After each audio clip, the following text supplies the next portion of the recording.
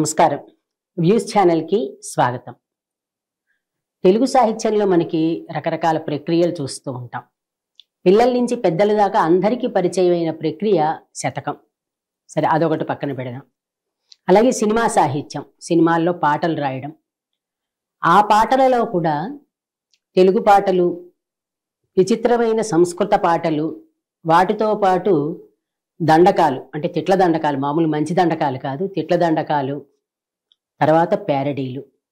అంటే ఎన్ని ప్రక్రియలు ఉన్నాయో ఈ అన్ని ప్రక్రియల పేరు చెప్పగానే మనకి మొట్టమొదటిగా గుర్తొచ్చే పేరు జొన్నబిత్తుల రామలింగేశ్వరరావు గారు.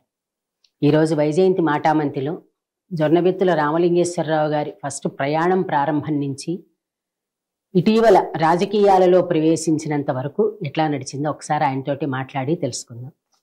నమస్తే అండి. నమస్కారం అండి. ముందుగా అసలు మాకు ఫస్ట్ మీ బాల్యం, మీ చదువు, తర్వాత నుంచి అంటే మీది ఎలా పునాది పడిందో తర్వాత అడుగుతాను. ఇది బాల్యం, నా చదువు అంతా విజయవాడ. చాలా ఇంటర్వ్యూల్లో చెప్పేశాను. అక్కడే భాషా ప్రవీణ్ చదివాను.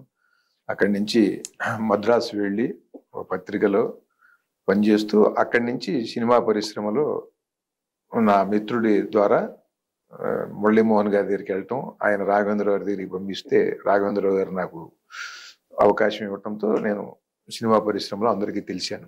మీరు చదువుకునే రోజుల్లో ఎప్పుడైనా మామూలుగా ఈ తెలుగు సాహిత్యంలో చదివేటప్పుడు కానీ డిబేట్ కాంపిటీషన్స్ కంటమని, అంటే వక్తృత్వ పోటీలు కానీ, వ్యాసరచన పోటీలు కానీ, అలాంటి వాటిల్లో మీరు పాల్గొనేవారా? ఎప్పుడు లేదు. ఎప్పుడు లేదు. అంటే మరి మంచి గొంతు ఉన్నప్పుడు సాధారణంగా అటువంటి ప్రయోగం చేస్తూ ఉంటారు కదా ఎవరైనా. వక్తృత్వమే తప్ప వక్తృత్వ పోటీల్లో పాల్గొనాల. కవిత్వమే తప్ప కవిత్వానికి పోటీలు అవన్నీ అంటే చిన్నప్పుడు అంటున్నాను, పెద్దయ్యా కానట్లే. మిమ్మల్ని స్కూల్ డేస్ లో మనం సాధారణంగా వెళ్తాం. లేదు. మా తోటలో బడి, ఏదో తోటలో చెట్ల కింద చదువుకున్నాం, అలా అయిపోయింది. అదేం లేదు. తెలుగు వైపుకి రావడానికి మీ గురువుల ప్రభావం ఉందా? సాధారణంగా తెలుగు మాస్టర్ల ప్రభావం ఎక్కువగా ఉంటుంది ఎవరి మీదైనా సరే. ఎక్కడికెక్కడ ప్రతి ఒక్కరి ప్రభావం ఉంటుందండి. ఇంటి దగ్గర నుంచి, ఇంట్లో మా నాన్నగారు పద్యాలు పాడుతుండేవాడు. ఆయన సార్ నాన్నగారి పేరు కూడా చెప్పండి. మా నాన్నగారి పేరు సుబ్బారావు గారు, దొన్నవెత్తుల సుబ్బారావు గారు. ఆయన స్కూల్ మాస్టర్గా పనిచేసేవారు. దాదాపు పౌరాణిక నాటకాలు దాదాపు ఆయన 3000 నాటకాల పైన వేశారు. ఆయన ఇంట్లో పద్యాలు పాడుతున్నప్పుడు విని నాకు అవన్నీ వచ్చేవి చిన్నప్పుడే. అట్లా తండ్రి ప్రభావం, ఆ తర్వాత చుట్టుపక్కల ఉన్నటువంటి వాతావరణ ప్రభావం. మన విజయవాడలో నవరాత్రులు వచ్చాయంటే బీసెంట్ రోడ్లో 9 రోజులు నాటకాలు, వినాయక చవితి వచ్చిందంటే నాటకాలు, శ్రీరామనవమి వస్తే నాటకాలు, హరికథలు, బుర్రకథలు, తోలుబొమ్మలాట్లు. ఇట్లా ఒక రంగం కాదు, ఒక అంశం కాదు. అందుకని అన్నిటి ప్రభావం మన మీద మనకి తెలియకుండా ఉంటుంది.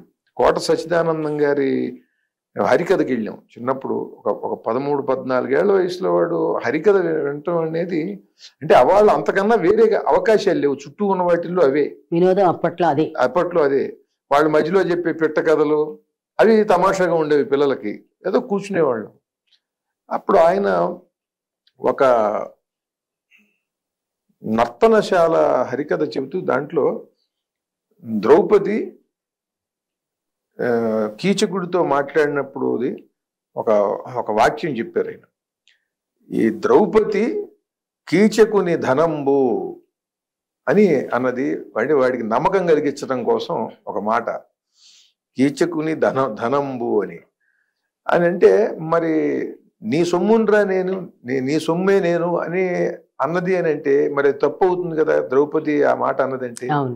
కానీ ఆ కవి ఎంత గొప్పగా ప్రయోగించాడంటే, ఈ వాడేమో నా సొమ్ము అన్నది అని వాడు అనుకుంటున్నాడు. కానీ ద్రౌపది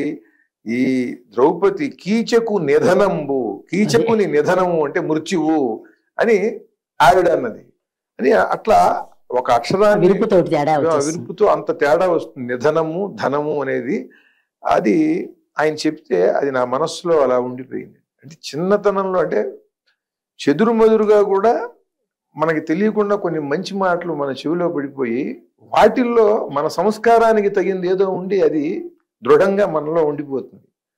అలా నేను రాసేటువంటి శ్లేష పద్యాలకి వాటికి కూడా అది ప్రేరణ అయి ఉండొచ్చు. ఆ మనస్సు అంతరాంతరాల్లో అది ఉండిపోయి అలా అంటే అలా అనాలి మనం కూడా. అటువంటి రెండు అర్థాలు వచ్చేటట్టుగా, అటు మంచికి ఇటు చెడుకి అని ఇటువంటి ఎన్నో పద్యాలు కూడా తర్వాత రాయటం జరిగింది. కనుక మన వాళ్ళు పిల్లల్ని తీసుకుని మంచి కార్యక్రమాలకి వెళ్ళటం అనేది చాలా చాలా అవసరం అనేది ఇది కూడా నేను నా అనుభవంలోంచి నమ్ముతా. అంటే మా అమ్మ ఎప్పుడు అక్కడ మాణిక్య శాస్త్రి గారు ఉపన్యాసాలు చెబుతున్నారా, పురాణం చెబుతున్నారా, మంచి విషయాలు రారా కూర్చోరా అనేది. ఒక 10-12 ఏళ్ల వయసు వాడు వెళ్ళి పురాణం ఏమి వింటాడు పాపం. ఆవిడకి పిల్లలకి ఏముంటుందండి, ఆడుకోవాలని ఉంటుంది. మా అమ్మ వెళ్ళేవాళ్ళు ఎన్నో మంచి విషయాలు, అవన్నీ నేను వినాలని ఆవిడ ఉద్దేశం. అంతే కదా, తల్లి మనసు తెలియదు మనకి. అలా ఈ ఆ తల్లిదండ్రులు పెంచినటువంటి ఆ పెంపకము, చుట్టూ ఉన్న వాతావరణము, మనం విన్నవి ఇవన్నీ కూడా మన మీద పనిచేస్తాయి. ఆ తర్వాత మనం ఎంతటి పనికి మాలినటువంటి వాళ్ళ మధ్యలో తిరిగినప్పటికీ కూడా ఈ బలమైన సంస్కారం ఇది ఎప్పుడో ఎక్కడో ఏదో ఒక సందర్భంలో ఏదో కారణం వల్ల ఇది మేలుకుంటుంది. మేలుకున్న తర్వాత మనిషి వేరు, అంతకు పూర్వం ఉండే మనిషి వేరు. అలా నా మీద అటువంటి వాళ్ళ మహానుభావుల ప్రభావం, ఈ పౌరాణిక నాటకాలు, ఇంట్లో మా నాన్న పాడినటువంటి పద్యాలు చుట్టూ ఉండి అక్కడ ఆ వాతావరణం, అందరు పొద్దున్నే లేవటం, కృష్ణ స్నానాలకు వెళ్ళటం, అందరూ జపాలు యజ్ఞాలు ఇవన్నీ ఉండే. యజ్ఞం చేసి ఇవాళ ఎవరికి తెలియదు. యజ్ఞం చేస్తే ఇంట్లోంచి చెంబుతో నీళ్లు పట్టుకెళ్ళేవాళ్ళం అండి. మన ఇంట్లోంచి గ్లాసులు అవి మనమే పట్టుకెళ్ళేవాళ్ళం. స్టీల్ గ్లాస్ తీసుకొస్తే తిట్టేవాళ్ళు. యజ్ఞానికి ఎడితే ఏంట్రా ఏదో స్టీల్ గ్లాసులు అవతలబడి ఎనప మొక్కలు అని. ఇత్తడి చెంబు, మర చెంబులు అంటే అన్ని ఇత్తడి చెంబులు అన్ని ఉండవు అందరి కోసం. అందుకని ఎప్పుడో ఏదో ప్రయాణం కోసం పెట్టుకున్నటువంటి మరచెంబును కూడా గబగబా తోమి దాన్ని కూడా పట్టుకెళ్ళి దాంట్లో మంచినీళ్ళు పట్టుకెళ్ళేవాళ్ళు యజ్ఞంలో. ఇవాళ బిస్లరీ బాటిల్స్ వచ్చాయి. ఈ బిస్లరీ సీసాలు లేనప్పుడు, నీళ్ల సీసాలు లేనప్పుడు ఎలా నిర్వహించేవాళ్ళు అనేది ఎవరికి తెలియదు. అలా ఆ యజ్ఞాలు చేయటం, ఇవన్నీ వాటికి వెళ్ళటం, తోటలు, ఆ పిల్లలు చెట్లు ఎక్కటం, దూకటం, ఇవన్నీ అదొక అద్భుతమైనటువంటి బాల్యం, చాలా చాలా గొప్ప బాల్యం.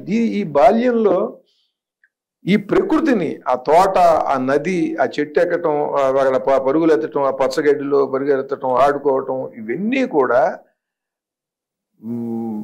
30-40 ఎకరాలు ఉన్నవాళ్ళు, 100 ఎకరాలు ఉన్నవాళ్ళు, అసలు ఏమీ లేని వాళ్ళు, ఆ పూట పనిచేస్తే గాని గడవని వాళ్ళు, ఇటువంటి ఇళ్లల్లో ఉన్నటువంటి పిల్లలు అందరం కూడా ఒకే రకంగా ఈ ప్రకృతిని అనుభవించాం.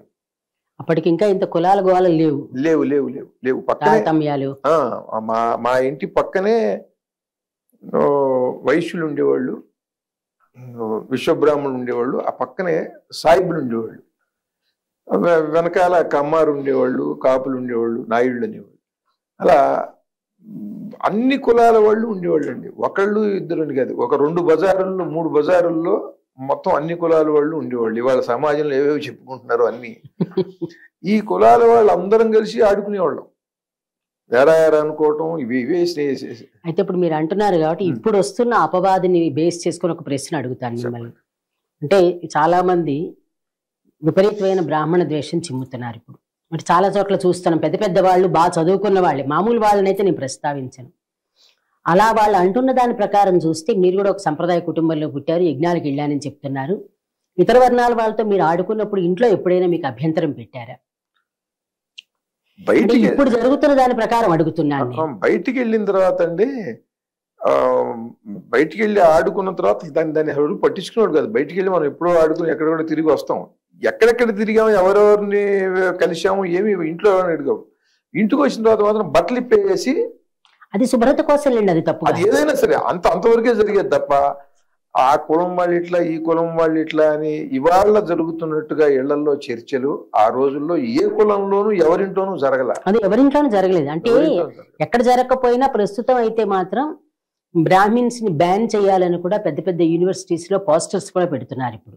అందువల్ల అది దాని నేపథ్యంలో అడిగాను తప్పించి అదే పెద్ద విషయం అని కాదు. అది దానికండి నా ఉద్దేశం అయితే, మనం ఇక అంటే నేను చూశాను, మొదట్లో స్పందించిన తర్వాత ఏంటంటే మనం దాన్ని స్పందించకుండా చెయ్యండి అని మనం కూడా చెప్పడం ఉత్తమం. అంటే ఒక్కొక్కటిది ఒక్కొక్క మెథడ్. అంతే, ఎవరి అందుకని అభిప్రాయం నా అభిప్రాయం ఏంటైతే చెయ్యండి. మీకు రాజ్యాంగం ఒప్పుకుంటే రాజకీయ నాయకులందరూ కూడా పూనుకుని పార్టీల వాళ్ళందరూ కూడా మీరు సభలో ఒక చట్టం చేసేయండి, బ్రాహ్మణుల్ని బహిష్కరించండి, ఎక్కడికి వెళ్ళాలో కూడా చెప్పండి. చెప్తే అక్కడికి వెళ్ళిపోతాం. అంటే కొంతమంది ఉండాలనుకుని బ్రాహ్మణులు ఉంటారు, నాలాంటి వాళ్ళు ఎవడన్నా పొమ్మంటున్నారు కదా వీళ్ళందరూ మనం అక్కర్లేదనుకుని వెళ్ళిపోతే అప్పుడు వాళ్ళు ఏ రకంగా ఈ దేశాన్ని పరిపాలిస్తారో ఏమిటో ఏం చేస్తారో చేసుకోమనండి, ఎక్కడికి వెళ్ళాలో చెప్పమనండి. అది వెళ్ళిపోమండం కాదు, మాకు మార్గం కూడా చూపించాలి. మరి దాంట్లో పంపించేసేటప్పుడు ఇంట్లోంచి పంపించేసేటప్పుడు వాడి వాటా వాడికి ఇవ్వాలి కదా. నా వాటా కూడా నేను అడుగుతా. నాకు శ్రీశైల దేవస్థానంలో నా ఉన్న వాటా నాకు ఎట్లా ఇస్తారు మీరు? తిరుపతిలో నా వాటా నాకు ఎట్లా ఇస్తారు? నేను బహిష్కరిస్తే సంతోషం, బహిష్కరించండి, ఏం పర్వాలేదు, నష్టమేం లేదు. ఇవాళ మనిషి అన్ని సద్గుణాలని తానే బహిష్కరించుకున్నాడు. ఇవాళ దుర్మార్గ లక్షణాలన్నీ తెచ్చిపెట్టుకుంటున్నాడు. బ్రాహ్మడితో సహా కోటీశ్వరులు, పెద్ద పెద్ద వ్యాపారవేత్తలు, పారిశ్రామికవేత్తలు, దేవుడి గదేమో చిన్నది, ఇంట్లో బారు పెద్దది. ఇంట్లో బారు పెద్దది, బారు దాని పేరే బారుగా ఉంటుంది కదా. ఏమండి, కనుక ఇటువంటి స్థితిలో బహిష్కరింపదగినటువంటి అవసరం కూడా ఉంది. అప్పుడు కూడా కొంతమందికి బుద్ధి వస్తుందండి. ఎట్లా వస్తుంది బుద్ధి? బ్రాహ్మడు అప్పుడు వాళ్ళ గౌరవింపబడ్డాడంటే ఎందుకు గౌరవింపబడ్డాడు? ఎందుకు గౌరవింపబడ్డాడు? ఒక నియమము, ఒక నిష్ఠ. ఒక పులి, సింహము అంటే దాని లక్షణం ఏంటి? దానికి ప్రధానంగా వేటాడుతుంది, బ్రహ్మాండంగా ఎదిరిస్తుంది, దానికి సాహసం ఉంది, ఇవన్నీ కబుర్లు. దానికి ప్రధానంగా వేటాడటానికి దానికి ప్రధానమైన లక్షణం ఏమిటి?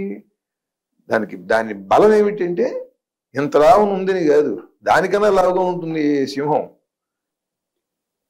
దీనికి కోరలు, పంజా ఉన్నాయండి. కనుక అది వేటాడటానికి దానికి తగినటువంటి అనువుగా దాని శరీర నిర్మాణం ఉన్నది. అంటే బ్రాహ్మడు నన్ను గౌరవించాలి అని అంటే, ఆనాడు గౌరవింపబడిన బ్రాహ్మణులందరూ గౌరవం కోరుకోలే, జ్ఞానం కోరుకున్నారు.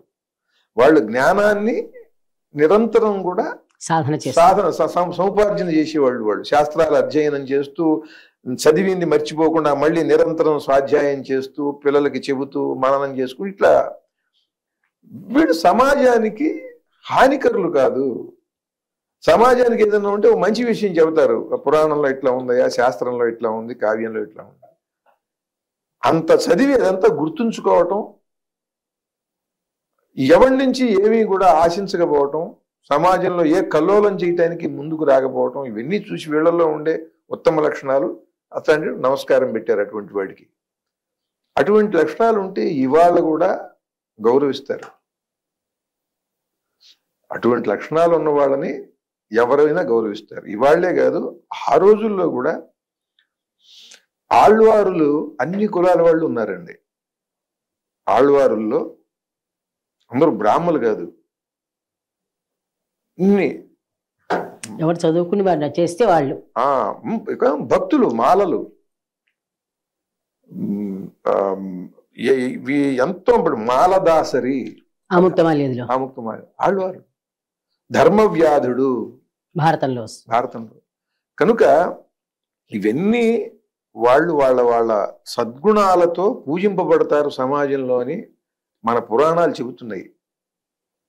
బ్రాహ్మలు అవివేకులై, మందమతులై, వ్యసనపరులై, అపకీర్తి పాలై, కుటుంబానికి చెరుపు చేసినటువంటి కథలు పురాణాల్లో బోల్డ్ ఉంటాయి.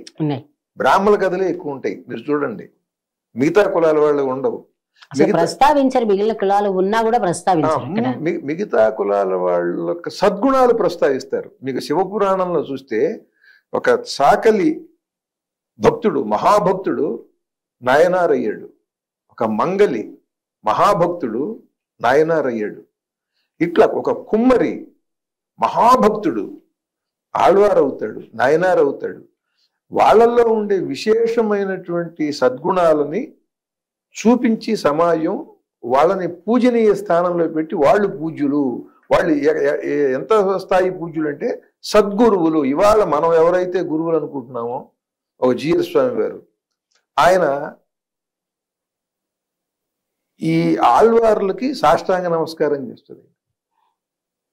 ఈ ఆళ్వార్లందరూ కూడా బ్రాహ్మణులు కాదు, అది రకరకాల వర్ణాల వాళ్ళు ఉన్న కులాల వాళ్ళు. మరి వాళ్ళందరికీ ఇవాళ ఒక మహోన్నతమైనటువంటి స్థాయిలో ఉన్నటువంటి ఒక జీఆర్ స్వామి వారు కూడా, ఏ జీఆర్ స్వామి వారైనా ఎవరైనా ఏ తరం తర్వాత అయినా వాళ్ళు అలా చేస్తూనే వచ్చారు 1000 ఏళ్లుగా. రామానుజాచార్యులు వారు కూడా నమస్కారం చేశారు వాళ్ళకి. కనుక అట్లాగే నయనార్లు, వాళ్ళకి శైవ పీఠాధిపతులు నమస్కరిస్తారు. కనుక సద్గుణమే పూజింపబడిందండి భారతదేశంలో. వర్ణం కాదు, సద్గుణం అంతే. గుణమే పూజింపబడింది ఎప్పుడు, దోషం ఎప్పుడూ ఖండింపబడింది. బ్రాహ్మణుడు తాగుబోతైపోయి, జోదరైపోయి, తల్లిదండ్రులను వదిలేసి ఉన్నటువంటి కథలన్నీ కూడా మనం పాండురంగ మహత్యంలో చూసాం. గుణనిధి కథ ఏమిటి? కనుక ఇవన్నీ కూడా మహాకవులు రాసిన, ఋషులు పురాణాల్లో మనకి ఆ కథలు అందించిన అన్నీ కూడా సమాజంలో సద్గుణం పూజింపబడుతుంది, దుర్గుణం అనేటువంటిది ఎప్పుడూ కూడా ఖండించబడుతుంది. కనుక మీరు సద్గుణాలు కలిగి ఉండండి. ఏ కులమైనా దాన్ని ఎవడు ప్రత్యేకించినటువంటి గౌరవం పొందే అవకాశం ఉండదు, సద్గుణంతోనే ఉంటుంది అని సత్యనారాయణ స్వామి కథ దగ్గర నుండి ప్రతి కథలో, కార్తీక మాసం కథల్లో కూడా బ్రాహ్మణుడు హత్య చేస్తాడు. బ్రాహ్మణుడు హత్య చేస్తాడు. ఎక్కడ చేస్తాడు? గర్భగుడిలో చేస్తాడండి. బ్రాహ్మణ స్త్రీ కూడా రాజకుమారుడిని మోహిస్తుంది, రాజకుమారుడు బ్రాహ్మణ స్త్రీని మోహిస్తాడు. అది చూసి వేద పండితుడు వాళ్ళని చంపేస్తాడు. వాళ్ళని చంపితే ఆ రాజకుమారుడు చస్తూ తన కత్తితో ఈ బ్రాహ్మణ్ణి చంపుతాడు. చంపినప్పుడు నా వల్ల కదా ఇలా జరిగింది, నేను ఎలా తలెత్తుకోగలనని ఆ బ్రాహ్మణ స్త్రీ కూడా కత్తి తీసుకుని చనిపోతుంది. ఇదంతా ఎక్కడ జరిగింది అని అంటే ఏ తోటలోనో లేదా సముద్రం ఒడ్డునో కాదు, ఎవరికి తెలియకుండా అడవిలో కాదు, గుళ్ళో జరిగింది. కనుక ఉన్న ఎటువంటి ప్రదేశంలో ఉన్నాం, ఎటువంటి స్థాయిలో ఉన్నాం, ఎంత జ్ఞానం మనకున్నది అనేది ఇవేవి కూడా మన్ని రక్షించవు. నిరంతరము ఆ నియమంతో మన్ను కాపాడుకుంటూ ఆ సన్మార్గంలో ఉండాల్సిందే. లేకపోతే బ్రాహ్మడైనా అంతే, రాజు కాబోయే రాజకుమారుడైనా అంతే అని ఇవన్నీ బ్రాహ్మణి మీద చెప్పారు. సామాన్యుడికి సామాన్యుడి గురించి చెప్పరా ఈ కథ? గురించి ఒక రకంగా ఊహించుకుంటారు కాబట్టి ఉన్నత స్థాయిలో ఉన్న వారికే ఈ ప్రమాదం ఉన్నది. కనుక సాధారణ వ్యక్తి ఇంకెంత జాగ్రత్తగా ఉండాలని చెప్పడం కోసం మిగతా వాళ్ళందరికీ, ఇటు బ్రాహ్మణులకి మిగతా అందరికీ కూడా చెప్పారు ఈ కథలు. కనుక ఈ రోజున కూడా బ్రాహ్మణులు అనుకుంటున్నటువంటి వాళ్ళు ఎవరన్నా సరే కులం వల్ల బ్రాహ్మణులు కావాల్సినటువంటి అవసరం ఉంది, వాళ్ళ గుణంతోనూ వాళ్ళ ప్రవర్తనతో. ఇది లేకపోతే మమ్మల్ని గౌరవించాలి అని అంటే ఎవ్వడు గౌరవించడు. ఏనుగు అని అంటే దానికి ఒక తొండము, దానికి దంతాలు ఉండాలండి. అవి లేకపోతే అది విచిత్ర జంతువులాగా ఉంటుంది. దానికి ఉండవలసిన దానికి ఉండాలి, ఆ లక్షణం ఉండాలి. అట్లాగే సంపంగ పువ్వు అనుకోండి, దానికి సువాసనే లేకపోతే దాన్ని ఎవడు పట్టించుకోడు, ఆకుల్లో ఆకుగా కలిసిపోతుంది. అవును, కలిసిపోవాలి, 2 రంగులు ఒకలాగే అయిపోతాయి. అసలు దాన్ని ఎవడు పట్టించుకోడు, దాని జోలికి వెళ్ళాడు. దాని సుగంధం వల్ల ఎక్కడుందని కొమ్మలు రెమ్మలన్నీ గాలించి వెతుకుతాం మనం ఆ సుగంధం వల్ల. అలా ఉండవలసిన అవసరం ఉంది వాడు బ్రాహ్మణుడు అంటే. అది ఎవరి పర్సెప్షన్ వాళ్ళది, ఎవరి అభిప్రాయం, అది అందరినీ యూనివర్సల్ అని చెప్పాం కదా. అది అలా కాదు, ఇట్లా బతుకుతాం అట్లా బతుకుతాం అంటే కుదరదు. అది ఒప్పుకుని తీరాలి. తర్వాత మీరు సామాజిక స్పృహతోటి ఎక్కువ మాట్లాడుతూ ఉంటారు చాలా అంశాల మీద. అయితే ముఖ్యంగా మీరు శతకాలు ఎక్కువ రాస్తున్నారు. జనరల్గా మనం ఫస్ట్ నుంచి చరిత్రలో చూస్తే ఒక్కొక్కళ్ళు ఇంచుమించు ఒక శతకం అలా రాసిన, దాశరథి శతకం అయినా, కాళహస్తీశ్వర శతకం, ఇంకా వరుసగా మన లిస్టు చదవడం ఎందుకు కానీ అందరూ జనరల్గా ఒకటొకటే రాసి ఉంటారు తెలిసినంత వరకు. మీరు ఇన్ని శతకాలు ఎందుకు, శతక ప్రక్రియని ఎందుకు ఎంచుకున్నారు, ఇన్ని ఎందుకు రాస్తున్నారు? చాలా మంచి ప్రశ్న వేశారండి, ఎవరు అడగలేను అన్నంతవరకు. కారణం ఏంటంటే నేను అనుకోవాలి అసలు ఇలా అవుతుందనే తెలియదు నాకు. శ్రీరామలింగేశ్వర శతకం రాసిన తర్వాత దాన్ని బాలమురళి గారు ఆవిష్కరణ చేశారు. చేసిన తర్వాత నేను తెలుగు భాష గురించి ఎన్నో పద్యాలు రాశా. వాటన్నిటినీ కూడా మళ్ళీ ఒక చోట చూసి దాన్ని మిగతా నేను రాసిన పాటలు, మిగతా ఇతర ప్రక్రియలు అన్నీ కలిపి తెలుగు వేదం అని ఒక పుస్తకం వేసాం. ఇప్పుడు తెలుగు భాషా శతకం తర్వాత బతుకమ్మ గురించి ఇక్కడ బాగా ఒక ఉద్యమం ప్రారంభమైంది 2010-11లో. బతుకమ్మ అనేది నాకు బాగా నచ్చింది. అంటే మనకి లలితా సహస్రనామాల్లో ప్రాణేశ్వరి, ప్రాణదాత్రి ఈ శబ్దాలు ఉన్నాయి కదా. అంటే బతుకుని ఇచ్చేది, బతుకుకి అధిష్టాన దేవత అనేటువంటి అర్థాల్లో. కనుక ఆవిడే బతుకమ్మ. కనుక ఈ బతుకమ్మ ఎందుకు నాకు నచ్చిందని అంటే, వాళ్ళు ఒక 10 రోజులు ఈ బతుకమ్మలు ఆడతారు, పూజలు చేసి ఆ పేరు పొది తయారు చేసి.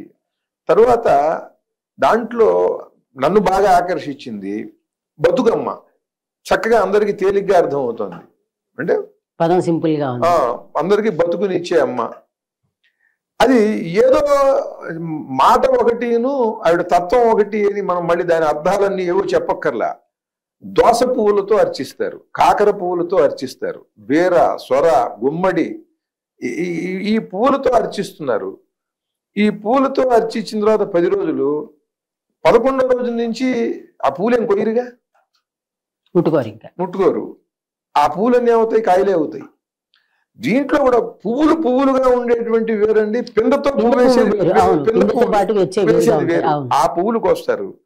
ఇప్పుడు ఈ బీర, సొర, కాకర, గుమ్మడి ఈ పూలతో దోస, ఈ పూలతో కూడుకున్నటువంటి ఈ బతుకమ్మ 3-4 నెలల పాటు మళ్ళీ ఇది సంక్రాంతి వెళ్ళిపోయేంత వరకు కూడా బాగా పాదులన్నీ కూడా బాగా పెరుగుతాయి, సమృద్ధిగా పెరిగి ఈ కాయలన్నీ ఇస్తాయి. కనుక బతికిస్తున్నది ఆవిడ.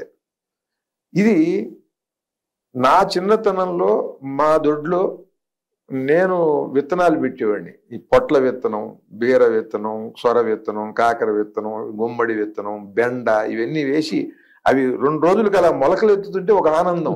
ప్రతిరోజు చూసుకోవటం వాటిని పొద్దున్నే లేవగానే అట్లా అవి పెరిగి అసలు ఒక్కొక్క చిగురు ఆకు వేస్తుంటే మనకి ఆనందం. పిల్లలమైనా వాటిని చూసి ఆనందించి అవి తర్వాత అది పువ్వు పూయటం, అది కాయ కాయటం, మొట్టమొదటి కాయ, పెంద, ఇవన్నీ చూసుకోవడం చాలా సరదాగా ఉండేది కదా. ఇవి ఇవాళ పిల్లలకి తెలియదు.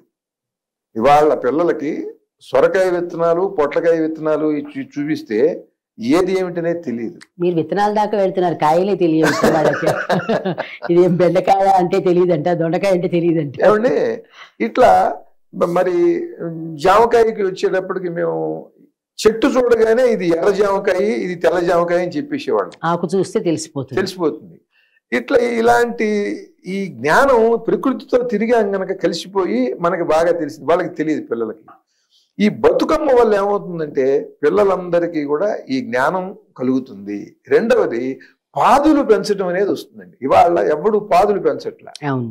ఇళ్లలో కూడా చిన్న బాల్కనీలో కూడా పాదులు, కాకర పందిరేసి మనం కుండీలో పెంచితే 10-15 కాయలు కాస్తాయండి. అది కూడా కాకర, దొండ ఇట్లాంటి చిన్న బాల్కనీలో కూడా ఏర్పాటు చేసుకోవచ్చు. బెండ, ఇవి పిచ్చి మొక్కలు, క్రోటన్స్ మొక్కలు ఇవన్నీ పెంచుతారు. అలా కాకుండా మన ఇంటికి అవసరమైనటువంటివి కరివేప చెట్టు కూడా మనం కుండీలో పెంచుకోవచ్చు, కొత్తిమీర వేసుకోవచ్చు, కరివేప చెట్టే పెంచచ్చు. అదే ఇటువంటి పరిస్థితుల్లో ఈ బతుకమ్మ అనేటువంటిది దీనికి ప్రచారం చేయాలి. నాకు బాగా నచ్చి బతుకమ్మ శతకం రాశి, ఆ తర్వాత తెలుగమ్మ శతకం రాశి. ఇప్పుడు రాసినప్పుడు నాకు మనం ఒక పని చేస్తున్నప్పుడు సమాజం కూడా మన అడుగుతూ ఉంటుంది. అవును, చేసే వాళ్ళని అడుగుతారు, చేయని వాళ్ళని అడగరు కదా.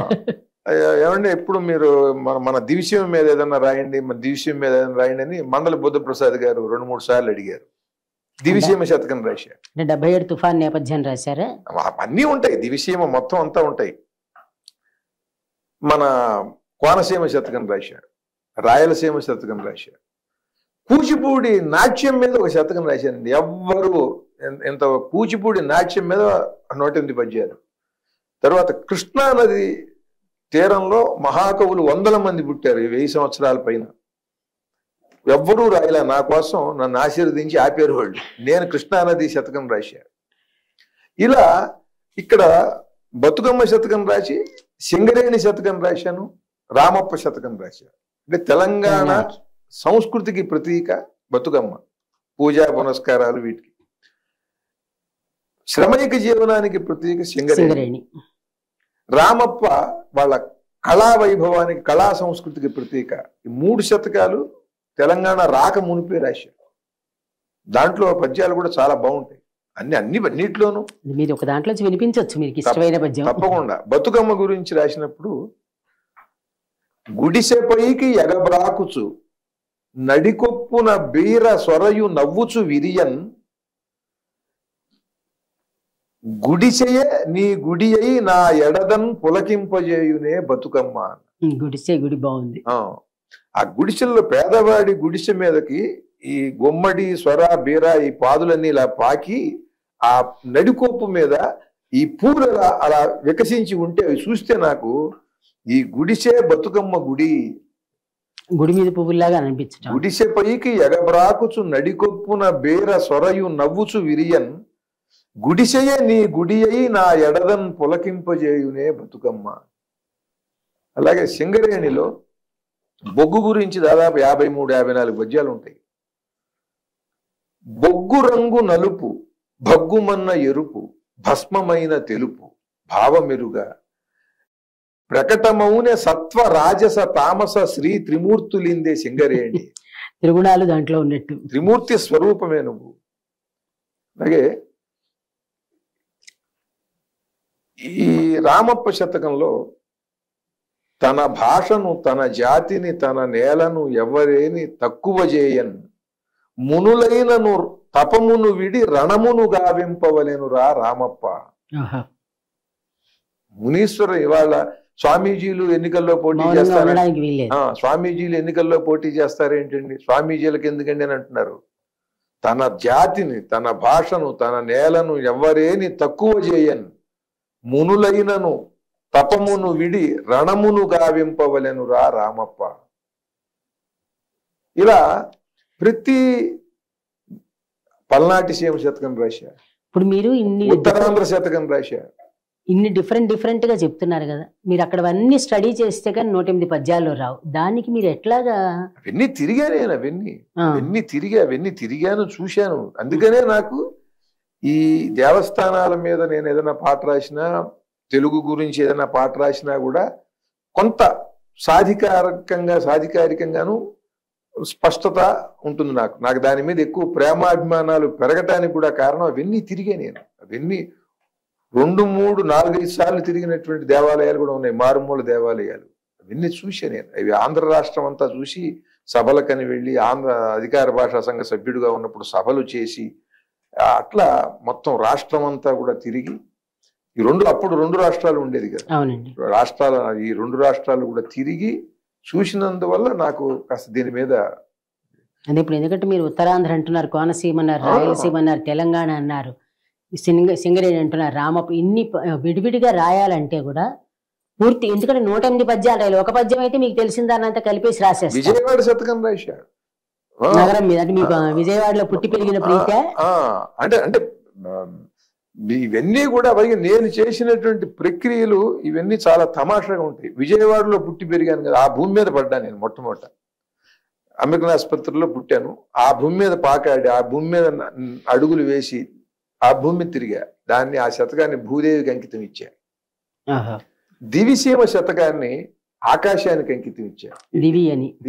దివిసీమ ఆకాశంలో ఎన్నోసార్లు విమాన ప్రయాణాలు చేసి, ఇప్పుడు ఇక్కడి నుంచి అక్కడికి, అక్కడి నుంచి ఇక్కడికి నేల మీద నడుస్తున్నా కూడా ఆకాశమే కదా మనకి. అవునండి, అవును, శూన్యమే కదా మనకి అవకాశం ఇస్తున్నది.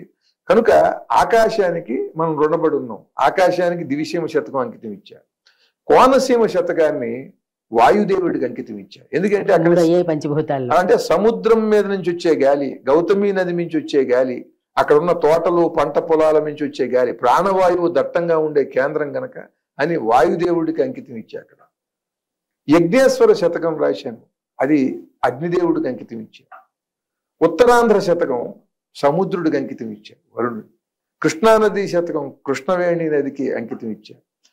కూచిపూడి శతకం సిద్ధేంద్ర యోగికే కృష్ణుడికి తీసుకుని అంటే మొత్తం అంతా కలభ సుందర గమన కస్తూరి శోభితాన మొత్తం ఎక్కువ కృష్ణుడి మీద ఉంటుంది కనుక కృష్ణుడికి అంకితం ఇచ్చారు.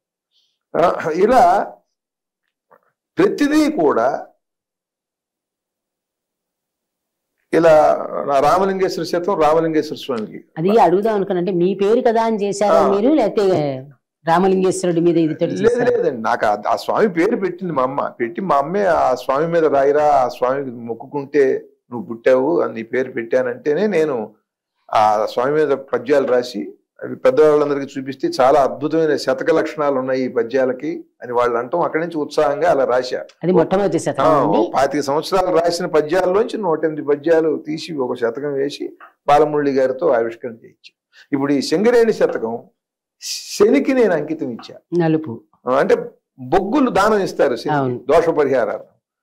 ఈ తెలంగాణకి పట్టినటువంటి పీడ వీళ్ళకి వదిలించు అని నేను ఆ సింగరేణి శతకాన్ని నేను శనీశ్వరుడికి అంకితం ఇచ్చాను. ఎవరికి తెలియదు, సాధారణంగా ఎవరు శనికి అంకితం ఎవరు, శనిదేవుడికి అంకితం ఇచ్చాను నేను. అంటే ఇవన్నీ ఒక వైచిత్రి నాలో ఉన్నది, నా స్వభావంలో. కానీ అదంతా కూడా చాలా బలమైనటువంటి సంస్కారంతో ముడిపడి ఉంటుంది, దివ్యత్వం వైపే ఉంటుంది సహజంగా. ఇప్పుడు సామాజిక స్పృహకి సంబంధించిన వాటిని తీసుకుని కూడా విడిగా ఏమైనా రాశారా? ఎన్నో, ప్రతి శతకంలోనూ ఉంటుంది అది. ప్రతి శతకంలో సామాజిక స్పృహ లేకుండా ఉండదు. ఇప్పుడు మునులైనను రణమును విడి తపమును విడి రణమును గావింపవలెను రా రామప్ప, తన భాషను, తన జాతిని, తన నేలను ఎవడైనా తక్కువ అంటే అనేది అది సామాజిక స్పృహే కదా. మొత్తం శతకం అంతా సామాజిక స్పృహతో. అంటే కేవలం ఒక అంశం తీసుకుని ఏమైనా అట్లా రాశారా ఏదైనా శతకం? ఒకే మీకు అంటే ఒక సమస్య ఉంది అనుకోండి, ఆ సమస్యనే తీసుకుని ఒక శతకం రాశారా? కేవలం సమస్య మీద నడుస్తుంది, సమస్యల మీద మనం శతకాలు రాయకూడదు మధ్య మధ్యలో. అట్లా ఇప్పుడు తప్పని చెప్పువారు కరవై తప్పన్నదే గొప్పయ్యి ఒప్పై మెప్పయిపోయే ఆంగ్లమున ఏదో ఇంత మాట్లాడగా ముప్పవు నిప్పవు తప్పిదంచు ఇట నేను ముప్పొద్దులు రొప్పుచుం చెప్పన్ అప్పక అప్ప దెప్పెదరురా శ్రీరామలింగేశ్వర. ముప్పవు నిప్పవు తప్పిదంచు ఇట నేను ముప్పొద్దులు రొప్పుచుం చెప్పన్ అప్పక అప్ప దెప్పెదరురా శ్రీరామలింగేశ్వర. అంటే ఎన్నో పద్యాలు ఉంటాయండి, ప్రతి శతకంలోనూ ఈ లక్షణం ఉంటుంది. అయితే ఇప్పుడు టచ్ చేసి వదులుతున్నాం అనుకోండి, ఇలా శతకాలు మీరు చాలా ఇప్పటికి ఎన్ని అన్నారు? 30 శతకాలు రాశానన్నారా? 24 అయ్యాయి. అంటే శతకాలు పూర్తి చేయాలని ఏమైనా కోరిక? అలా ఏం లేదు, అలా ఇన్ని రాయాలి. దాంట్లో రసం లేకపోతే జనం వినరండి, ఊరికి పదాలు పేర్చినట్టుగా ఉండకూడదు. అవును, అంటే మీరు ఏమైనా ఒక లక్ష్యం పెట్టుకున్నారా ఏంటి అనేది? లక్ష్యం ఏం లేదు, మంచి రసవత్ కవిత్వమే లక్ష్యం. అది కూడా దానంతటా అది పొంగి మనకి ఒక భావం కలిగి రావాలి తప్ప దాన్ని పట్టుకుని మనం ఏదో బలవంతంగా తీసుకొచ్చి తెచ్చేది కాదు, అది వచ్చేది. అది తర్వాత అంటే ఇది ఒక ప్రక్రియ అయిన తర్వాత మీరు సినిమాల్లో సంస్కృతంలో రాశారు, రకరకాల అంశాల మీద రాశారు, తిట్ల దండకాలు రాశారు. సరే, కాఫీ ఇది మీకు చాలా పాపులర్ అయిపోయింది కూడా. అంటే ఈ రాసేటప్పుడు సంస్కృతంలో రాయాలి అన్న ఆలోచనకి ఎవరైనా ప్రేరణ ఉన్నారా? సరదాగా ఎవరికి నేను కొత్తగా రాద్దామని అనుకున్నారా? అంటే అంతకు ముందర రాశారు, ఎవరు రాయలేదు అనటలేదు నేను. అంటే అదొక మనకు కలిగే స్వీయ ప్రేరణేనండి. అంతే, మీరుగా రాయాలనుకున్నారు. ఏదైనా మనకు కలిగే ప్రేరణే. ఒకవేళ ఎవరైనా దాని మీద రాయండి, దీని మీద రాయండి అని వాళ్ళు అడిగినంత మాత్రం రాయను. అది అవునా కాదా చూసుకునే చేస్తాం. మళ్ళీ మీకు కూడా నచ్చాలి కదా. దీని మీద చేస్తే అది ఒక శాశ్వతంగా ఉండాలి, అది ఒక శాశ్వతంగా ఉండాలి. లేకపోతే ఊరికినే, లేకపోతే ప్రతివాడు ప్రతి దాని మీద అంశం మీద చెబుతుంటాడు, సలహా చెప్పడం ఏముంది, అలా కాదు. ఏంటంటే ఆ చెప్పేవాడికి ఒక స్థాయి ఉండాలి. దాంట్లో కూడా ఒక గంభీరమైనటువంటి అంశం ఇది, దీని మీద రాస్తే బాగుంటుంది, ఇది మంచి ఇతివృత్తం అవుతుంది అని నాకు అనిపించాలి, అప్పుడే రాస్తా. ఆషామాషిగా ఉండకూడదు కదా ఏదైనా.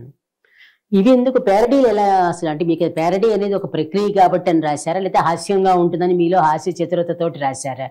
అది అలా జరిగింది. అది అట్లా నేను రాసినప్పుడు ఒక మిత్రుడు ఒక ఆయన, మీరు రాసేవన్నీ ప్యారడీ లక్షణాలతో ఉన్నాయి అని చెప్పి జీవీఎస్ మూర్తిని ఆయన, మీరు ఈ ప్యారడీలు రాస్తే బాగుంటుందని నాకు శ్రీశ్రీ మహాప్రస్థానం ఇచ్చాడు.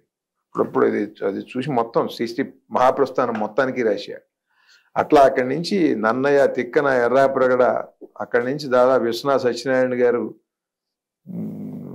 పానుగంటి లక్ష్మీ నరసింహం, ఇట్లా వేగుంట మోహన్ ప్రసాద్, ఇట్లా వీళ్ళందరూ నాకు చేతనైనవన్నీ రాసుకుంటూ వచ్చాయి. ఈ తర్వాత బాగా పాపులర్ అయినటువంటి సినిమా పాటలకి ఈ రాజకీయాల మీద వాటి మీద ఈ కాలంలో ఉన్నటువంటి ఈ సామాజిక రుగ్మతలని వ్యంగ్యంగా సొరకలేస్తూ రాస్తే ఇవి బాగా పాపులర్ అయ్యి అందరికి ఈజీగా అర్థమైపోతుంది. ప్లస్ మన ప్రస్తుతం ఉన్న దాంతో కనెక్ట్ అయిపోతారు కాబట్టి. అట్టగా భార్యాభర్తల మధ్య ఉండేటువంటి చమత్కారాలు, ఒకళ్ళ విసురులు, ఇవన్నీ కూడా చుట్టూ సమాజంలో ఉండే రాజకీయ నాయకులు, వీటి మీద బాగా అందరినీ ఆకట్టుకున్నాయి. తర్వాత ఇప్పుడు అందరూ ఎదుర్కొంటున్న పెద్ద సమస్య సోషల్ మీడియా. సోషల్ మీడియా దాన్ని మనం ప్రతి వచ్చిన మార్పుని తప్పు పట్టాల్సిన అవసరం లేదు. దానివల్ల చాలా మంది బాగా పాపులర్ అవుతున్నారు. అదే సమయంలో ముఖ్యంగా సినిమాకి సంబంధించిన వాళ్ళు బయట వాళ్ళకంటే కూడా విపరీతమైన ట్రోల్స్ వస్తున్నాయి. ఇప్పుడు మీరు ఏదైనా ఒక ముక్క మాట్లాడారనుకోండి, దాన్ని ముందు వెనకలు తీసేస్తారు. ఆ మధ్యలో ఉన్న దాన్ని పట్టుకుని మిమ్మల్ని ట్రోల్ చేస్తారు. మిమ్మల్ని అంటే పాపులర్ పర్సనాలిటీస్ని. వీటి మీద ఎప్పుడైనా మీరు కూడా ఇలాంటి ఇబ్బందులు ఎదుర్కొన్నారా? అసలు దీని మీద ఎందుకు ఇలా జరుగుతుంది, దానికైనా మనం పరిష్కార మార్గం చెప్పగలుగుతామా? అసలు దీని మీద మీరు నేను ఎదుర్కోవటం కాదు, ప్రధానమంత్రికి రాష్ట్రపతులకే దిక్కు లేదండి. వాళ్ళనే ఏదో అంటాడు వాడు. మీరు అన్నారు చూసారా, పాపులారిటీ కోసం చేస్తున్నారు. పాపులారిటీ వస్తుంది, పాపులు వస్తున్నారు. దాంట్లోకి పాపులే ఎక్కువ వస్తున్నారు. దీంట్లో ఇది ఇవాళది కాదండి. ఈ ట్రోలింగ్ అనేది మనిషిని నిర్వీర్యుణ్ణి చేయటం అనేది శల్యుడు చేశాడు. భారతంలో కనిపిస్తుంది మనకి. కర్ణుణ్ణి సారథ్యం అంటారు. నిరంతరం కూడా వాడిని నిరుత్సాహపరచటం. అట్లా వాడు ఏం చేయలేడు, వాడి పని అయిపోయింది, నాశనం అయిపోతావు నువ్వు అని తిట్టడం ఎదురకుండా. ఇవి ఎంతటి మహావీరుడికైనా సరే చేస్తుంటే వాడు బాణం ఎక్కువ పెట్టి వాడు సంధించాలనుకునే టైంలో నీ మొహం వేసేవులే బాణం, అవతల వాడికి చూడు గాంధీవం ఉంది, నీ దగ్గరేముంది, వాడికి ఎవడు శ్రీకృష్ణుడు, వాడికి సారథి, నీకు ఇగో నేను సావట్ని నన్ను తెచ్చుకున్నావు నువ్వు అని వాడు తిట్టుకుని వీడిని తిట్టి వాడిని తిట్టి ఇట్లా మానసికంగా కొంగ నీకేమున్నాయి, వాడికి బోల్డ్ అని అస్త్రాలు, నీకేమున్నాయి బోల్డ్ శాపాలు ఉన్నాయి. ఇట్లా మాట్లాడటం వల్ల ఎంతటి వాడికైనా ఉత్సాహం అనేది తగ్గిపోయి తనను తాను నిజమే కదా, నేను వాడికన్నా తక్కువే కదా అనేటువంటి ఆత్మన్యూనతాభావం వచ్చేస్తుంది. అలా తీసుకొచ్చేటువంటి లక్షణం శల్యుడికి ఉంది. ఇంతకన్నా ముందు మనకి త్రేతాయుగంలో ఇక్కడే శిశుపాలుడు కూడా ఉన్నాడు. ఇదే ద్వాపర యుగంలో 100 తిట్లు తిట్టిన వాడు ఉన్నాడు శ్రీకృష్ణుడిని. త్రేతాయుగంలోకి వచ్చేటప్పటికి ఖరదూషణులు అనేటువంటి వాళ్ళు ఉన్నారండి. వాళ్ళు 14,000 మంది సైన్యంతో రాముడి మీదకి వచ్చారు. ఒకడు ఖరుడు అంటే గాడిదే, ఖరం అంటే గాడిదే, దూషణుడు అంటే ట్రోలర్ అన్నమాట. నిరంతరం వాడు దూషిస్తాడు. ఎవరినైనా సరే తిడుతూనే మాట్లాడతాడు. వాడు సంబోధనే అవతల వాడిని ఏదో తిట్టుతూ ఉంటుంది. కనుక ఈ ఖరదూషణులు 14,000 మంది సైన్యం వాళ్ళు వచ్చారు. వచ్చిన తర్వాత రాముడు వాళ్ళందరినీ కూడా ఒక గడియలో 24 నిమిషాల్లో మొత్తం వాళ్ళందరినీ భస్మం చేసి పారేశారు. ఆ ఖరదూషణులు చనిపోయిన వాళ్ళ ఆత్మలన్నీ ఇప్పుడు ఈ ట్రోలింగ్ చేసేవాళ్ళుగా వీళ్ళు అవతరించారు. ఈ ట్రోలర్స్ ఆ 14,000 మంది. ఎందుకంటే సోషల్ మీడియాలో ఒకళ్ళిద్దరు కాదు, చాలా మంది. ఒకడు గాడిదే, ఒకడు దూషణుడు, ఖరదూషణులు. వాళ్ళిద్దరి సంతతి వాళ్ళ ఆత్మలు మొత్తం ఆవహించి వీళ్ళు మళ్ళీ ఇప్పుడు అవతరించారండి. ఈ సోషల్ మీడియా అనే దాన్ని పట్టుకుని ఎక్కడ సద్గుణం ఉన్నా, అంటే సద్గుణం అంటే రాముడు, ఎక్కడ ఎవడు మంచి మాట్లాడినా వాళ్ళని వీళ్ళు గాడిదలాగా ఒకడు అరుస్తాడు, ఒకడు దూషిస్తాడు. ఇది. ఇంకొకటి ఏంటంటే త్రేతాయుగం తర్వాత మీకు భీమేశ్వరుడి కథలో ఉంటుంది. మీకు భీమేశ్వరుడు ఉంది కదా, మనకు జ్యోతిర్లింగం. ఆ భీమేశ్వరుడు ఎట్లా అవతరించాడంటే, ఒక రాక్షసుడు, వాడు మహా బలవంతుడు అనమాట. వాడి పేరు దూషణుడు, దూషణాసురుడు. చూడండి, పేరుతోటి దూషణాసురుడు, వాడి పేరే దూషణాసురుడు. అందరిని దూషిస్తాడు. వాడు వాళ్ళ అమ్మ పేరు కర్కటి. వాళ్ళ అమ్మని అడిగాడు, అమ్మ నేను పుట్టిన దగ్గర నుంచి నువ్వు నేనే ఉన్నావు, మా నాన్న ఎక్కడ ఉన్నాడు, ఏమయ్యాడు అని అడిగాడు వాడు. అంటే వాడికి అప్పటికి వాడికి ఒక వయసు వచ్చిన తర్వాత కానీ తెలియదు నాన్న ఉండాలి కదా, నాన్నేడి అని. అంటే వాళ్ళ అమ్మ చెప్పింది, నాయన నేను విరాధుడని ఒక రాక్షసుడు ఉన్నాడు, వాడి భార్యని నేను, ఆ విరాధుడిని రాముడు చంపేశాడు. చంపేసినప్పుడు నేను అక్కడ ఉంటే ఈ కుంభకర్ణుడని రావణాసురుడి తమ్ముడు ఉన్నాడు, వాడు వచ్చి నన్ను మోహించి నన్ను బలవంతం చేస్తే నువ్వు పుట్టేవురా. వాడి తర్వాత వెళ్ళిపోయాడు, వాడు లంకకి వెళ్ళిపోయాడు. చూడండి అంటే ఎంత వెధవ పనులు చేస్తారు అనేటువంటిది. అంటే రావణాసురుడు వాడు సీతకి చెప్పాడు, నువ్వు ఇట్లా పరస్త్రీని తీసుకుని వచ్చావు, నువ్వు ఇది తప్పు కదా అని అంటే తప్పు కాదు అన్నాడు. ఎందుకంటే ఇది రాక్షస ధర్మం, నేను రాక్షస ధర్మం అవలంబించా కనుక ఇది నాకు తప్పు కాదు అన్నాడు. తన వరకు తన కరెక్ట్ అది అంటే ఏంటి, రావణాసురుడు ఎత్తుకెళ్ళాడు, వాడు కుంభకర్ణుడు ఏం చేశాడు, వీడి తమ్ముడు వాడు అది కూడా రాక్షసే, ఇంకో రాక్షసుడి పెళ్ళం.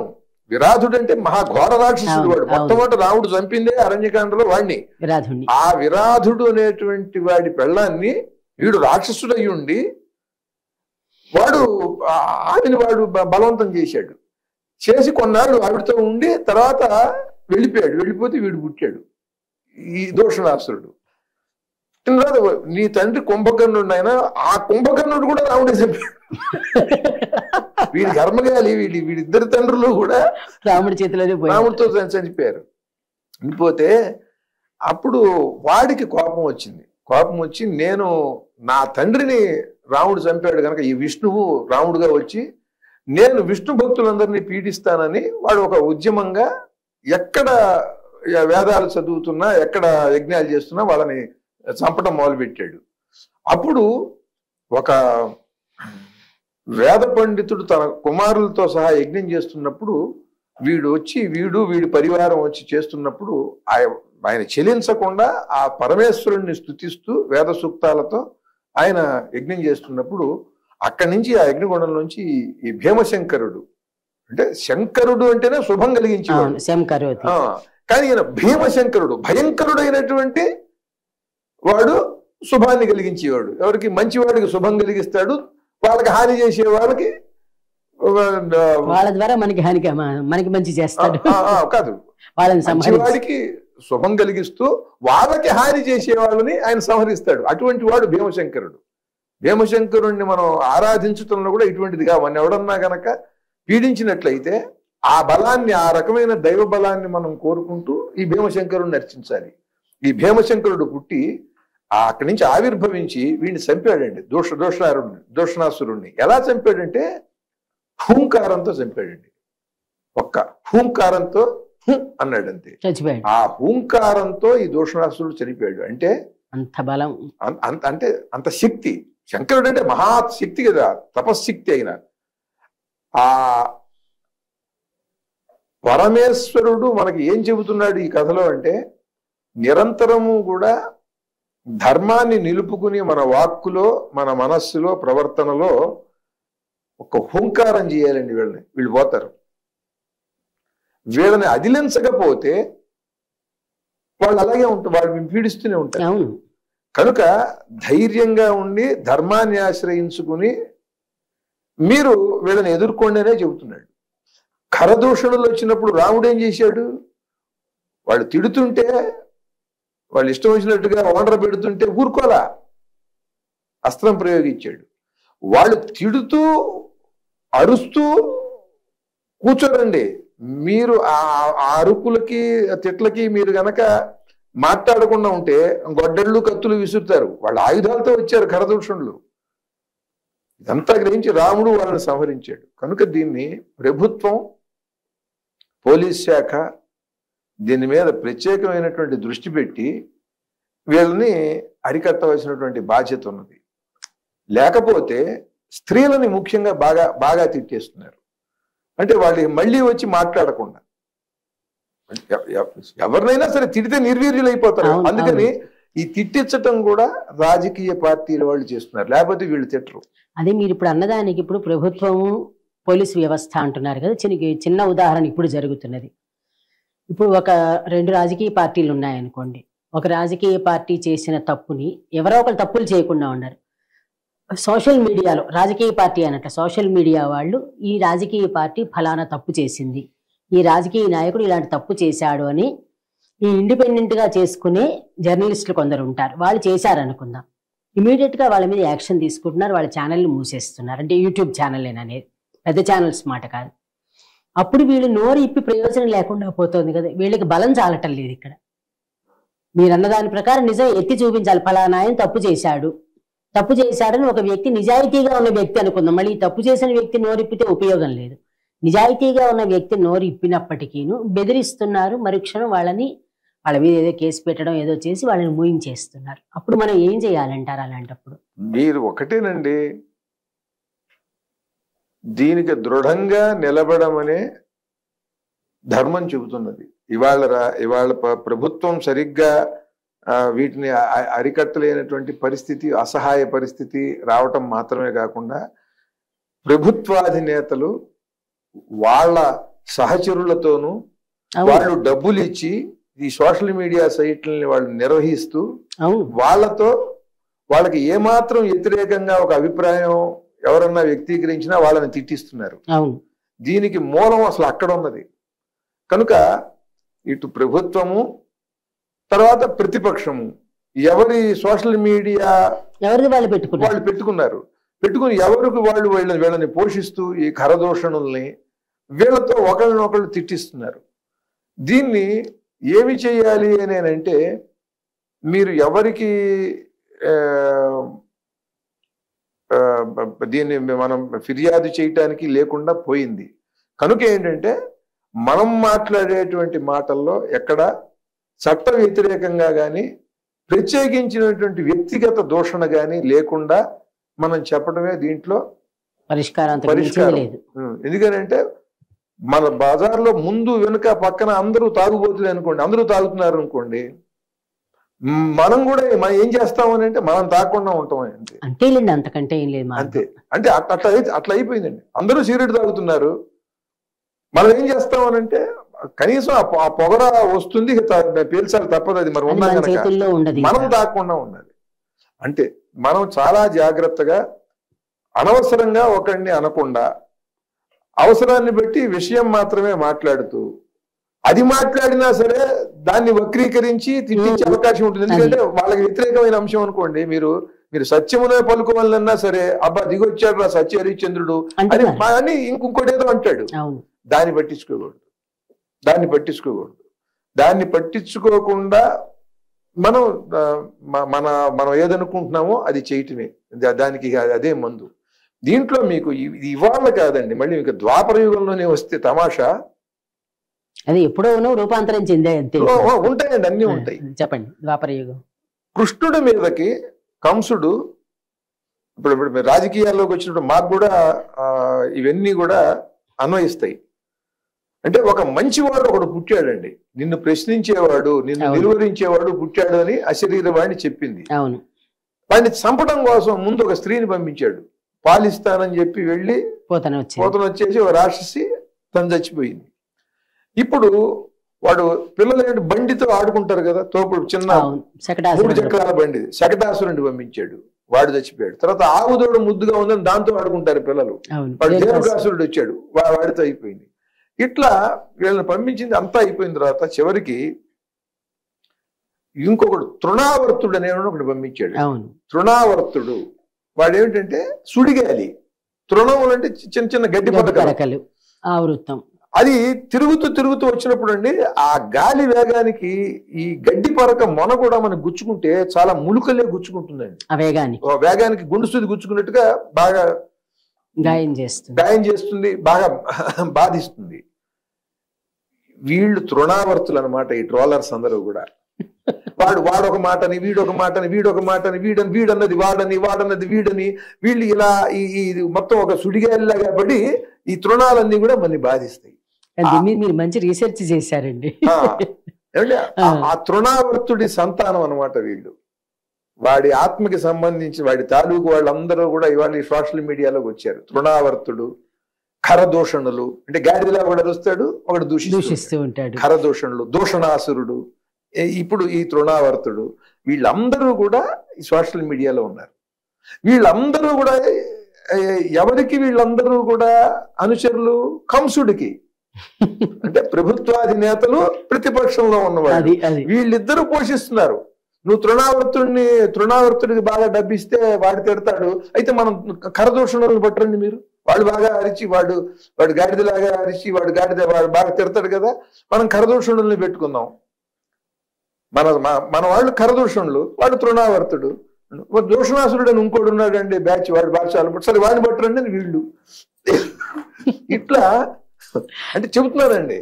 అంటే దీనికి మూలం కంసుడు. ఇవాళ పరిపాలకులు ఈ సోషల్ మీడియాని ఇచ్చేస్తున్నారని మనం అనుకుంటున్నామా? ఇవాళ కాదు, అవాళ్ళ కంసుడు చేసింది కూడా అదే చెప్పారు, వరుసగా చెప్పారు. బాగుంది అది అసలు నిజంగా అలా అన్వయించుకోవడం అని. అసలు ఇంకోటి, పరిపాలకుడే దూషణాసురుడు అవటం. శిశుపాలుడు, వాడు చేదిదేశపు రాజు శిశుపాలుడు, వాడు వచ్చి కృష్ణుడిని వాడి ఇష్టం వచ్చినట్టు తిడుతున్నాడు. ఎక్కడ తిడుతున్నాడు? సభలో. చట్టసభల్లో తిట్టుకుంటారు ఏంటి, అసెంబ్లీలో తిట్టుకుంటారు ఏంటి మనం అంటున్నాం. అసెంబ్లీలోనే తిట్టాడు వాడు, తిట్టుకొచ్చని మార్గం చూపించాడు. వాడు 100 తిట్లు తిట్టాడు, 1 కాదు 2 కాదండి.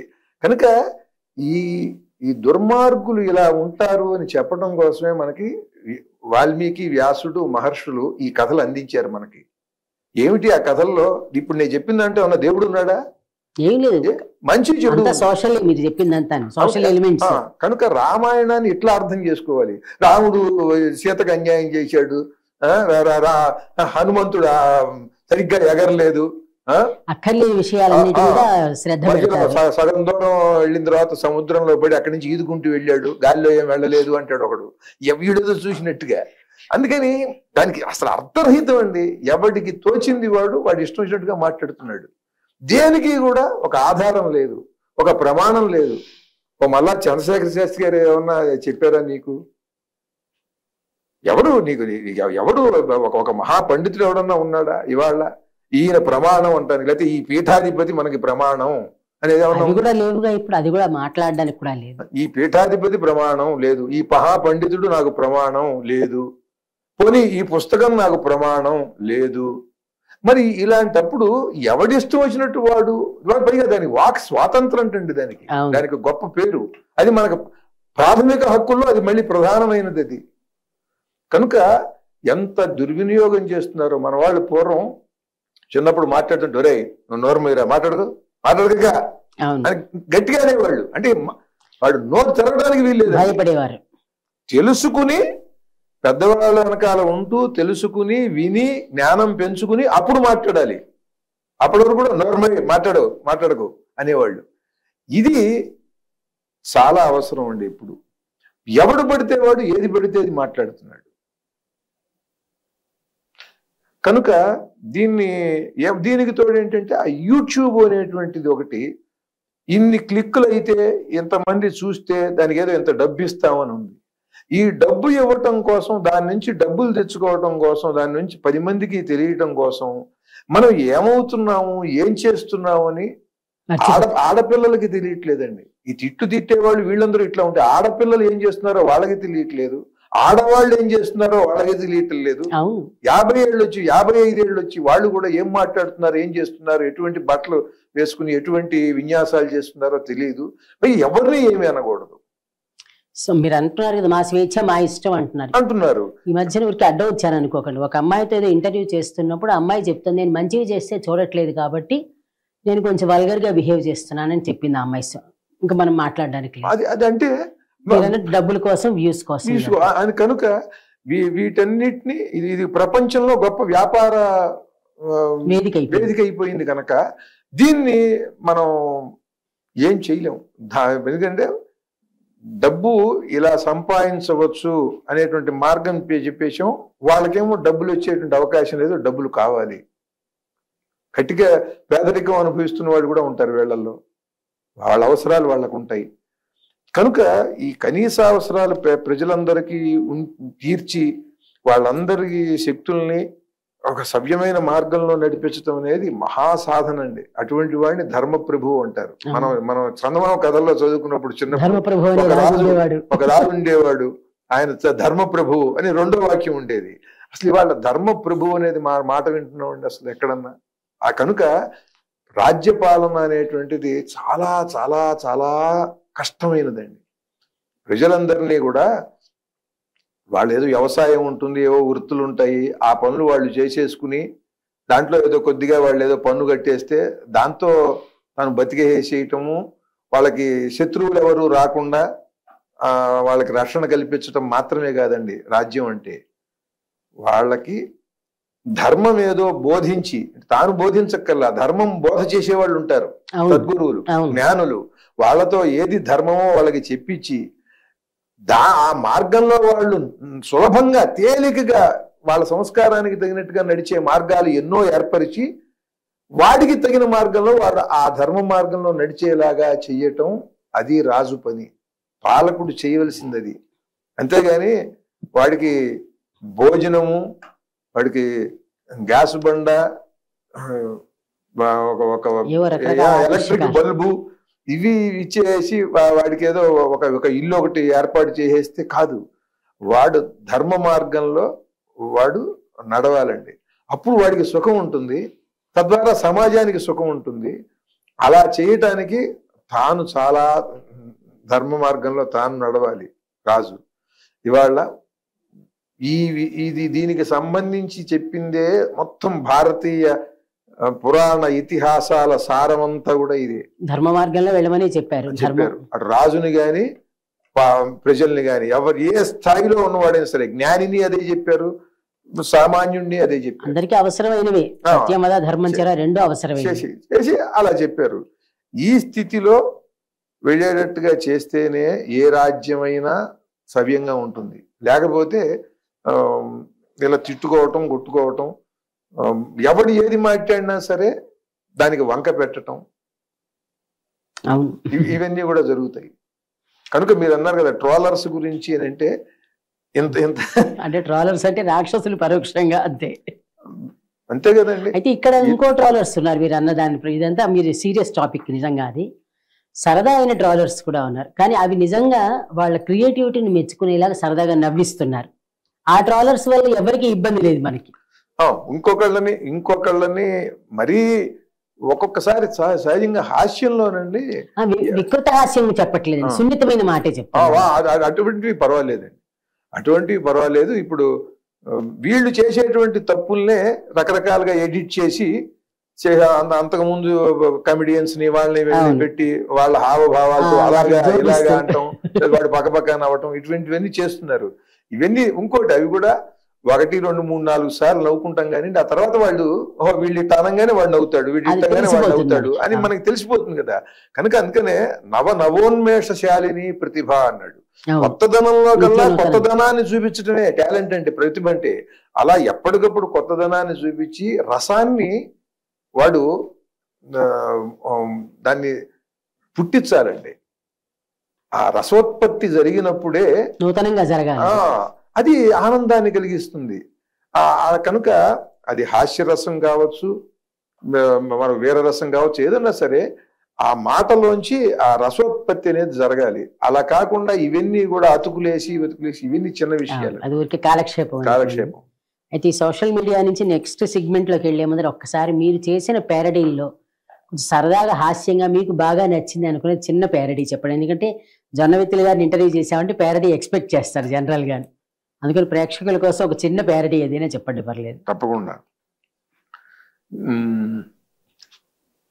దేవాలయాల చెరువుల్లో చేపలు పెంచుతున్నారండి. అవును. దేవాలయాలన్నింటినీ కూడా రకరకాలుగా వీళ్ళు స్వాధీనం చేసుకుని డబ్బు వచ్చే వాటి అన్నిటినీ కూడా, డబ్బు రాని దేవాలయాలన్నీ కూడా గాలి వదిలేసి ఆదాయం వచ్చేవన్నీ కూడా చేసి మొత్తం దేవాలయాల ఆస్తులన్నీ కూడా వీళ్ళు అనుభవిస్తూ వీళ్ళకి కావాల్సిన వాళ్ళకి అప్పగిస్తూ దాన్ని నాశనం చేశారు. దాని మీద నేను ప్యారడీ రాశాను. ఇప్పుడు మీరు అడిగారు కనుక చెప్తున్నా, ఏదైనా ప్రయోజనాత్మకంగానే ఉండాలి సమాజం. అహో దేవదేవా కన్నెర్ర జేయలేవా, గుడికి గల మాన్యాలు కబ్జాలు అవుతుంటే కాపాడుకోవా, ఈ ఆంధ్రాలయాలలో అనాథవై ఉన్నావయా, దేవునికి దయ్యమై పట్టినారు మన వాళ్ళు, గుడులకే శనిలాగా మారినారు, దేవునికి దయ్యమై పట్టినారు. ఇది మంచి మనసుల్లో అహో ఆంధ్ర భోజాయుధులు సామాజిక స్పృహతో రాసిందే ఇది. మీరు నిజానికి ఇది ఇప్పుడు తర్వాత మీరు ఇన్ని చేసుకుంటూ వచ్చిన తర్వాత ఇటీవల మీరు కొత్త అడుగు వేశారు. మీ పాత అడుగుల్లోంచి కొత్త అడుగులోకి రాజకీయాల్లోకి ప్రవేశిస్తున్నారు. అయితే మనం చరిత్ర చదివినంత వరకు సర్వసాధారణంగా ఇదే యూనివర్సల్ స్టేట్మెంట్లా అనుకోవద్దు. బ్రాహ్మణ సామాజిక వర్గానికి చెందిన వాళ్ళు రాజుల దగ్గర మంత్రులుగా పనిచేశారు, కరణాలుగా కానీ ఏదైనా సరే సలహాదారులుగా ఉన్నారు, కానీ పరిపాలకులుగా చాలా తక్కువ లేరు అని నేను చెప్పను. అంటే మరి వీళ్ళల్లో ఆ సలహా ఇచ్చే శక్తి ఉంది కాబట్టి అలా చేశారా, లేకపోతే అలా వెనకబడిపోయి ఉన్నారా? ఇప్పుడు మీరు ఈ రాజకీయాల్లోకి అడుగు పెడుతున్నప్పుడు మీరు ఎదుర్కొన్న సమస్యలు. రాజకీయాల్లోకి ఎందుకు రావాల్సి వచ్చింది అసలు ముందు ఒక కవి? అది కదా అసలు అసలు ప్రధానమైన ప్రశ్న. అదే దాంతో పాటు ఇంకోటి అడుగుదాం అనుకున్నానండి. మామూలుగా రాజకీయాల్లోకి రావాలంటే మనం ఎంతో కొంత సమాజ సేవ చేసిన తర్వాత, నేను ఈ సమాజ సేవ చేశాను కాబట్టి మీకు ఇంకా నేను అథారిటేటివ్గా చేయాలంటే నేను రాజకీయాల్లో ఉండాలి కాబట్టి వస్తున్నాను అని అంటారు. అట్లా మీరు చేసిన సామాజిక సేవ ఏమైనా ఉందా దీంట్లోకి రావడానికి? అందుకని మీ రాజకీయ ప్రవేశం అసలు అంటే దీంట్లో రాజకీయాల్లోకి రావటానికి సామాజికమైనటువంటి సేవ చేయాలని ఒక కవి సమాజంలో ఉండేటువంటి దుర్మార్గాన్ని, దౌర్జన్యాన్ని ప్రశ్నిస్తూ వాటిని హెచ్చరిస్తూ అనేకమైనటువంటి రచనలు చేయటమే సమాజ సేవ. కవి చేసే సమాజ సేవ ఎలా ఉంటుంది? సాహిత్యం ద్వారా జరుగుతుంది కదా. అది చాలా చాలా పుష్కలంగాను విస్తృతంగాను చేశాను నేను. అది చాలా శక్తివంతంగా చేశా. ఒక తెలుగు భాష గురించి నేను దాదాపు 70-75 పాటలు రాశానండి. అలా రాసిన వాళ్ళని ఒక భాషే అంశం నేను రాశా. తెలుగు భాషా శతకం రాశా, తెలుగమ్మ శతకం రాశా. చెప్పాను కదా, తెలుగు నేలలో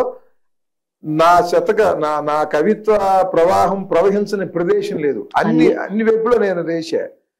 మరి ఇంకా నేను ఏమి చేయాలి? ఇక సినిమా పరిశ్రమలో చూస్తే దాంట్లో కూడా నాకు అవకాశం వచ్చినప్పుడు రక్తపాత నిలయమైన రాజధానిలో గుండాలకి గుడి కట్టే రాజకీయమా, తప్పదింక మీ పతనం, రగులుతోంది ప్రతి హృదయం, కొత్త చరిత కోరుతోంది అగ్నిభారతం అన్న. ఎప్పుడు ఏ నాయకుడు తప్పు చేసినా ఆ 5 ఏళ్లలో జనం పాడుకునేలా ఉంటుంది ఈ పాట. అలా చైతన్యపరిచారు. అది మనం అనుకున్న అవకాశంలో చేశాం. నా ప్యారడీలంతా చైతన్యమే ఉంటుంది, సామాజిక చైతన్యమే ఉంటుంది. గుంటనక్కలీడరు, కుక్కతోక ఓటరు, ఒకరికొకరు చీటరు, ఆగే ప్రగతి టోటలు, గుంటనక్కలీడరు.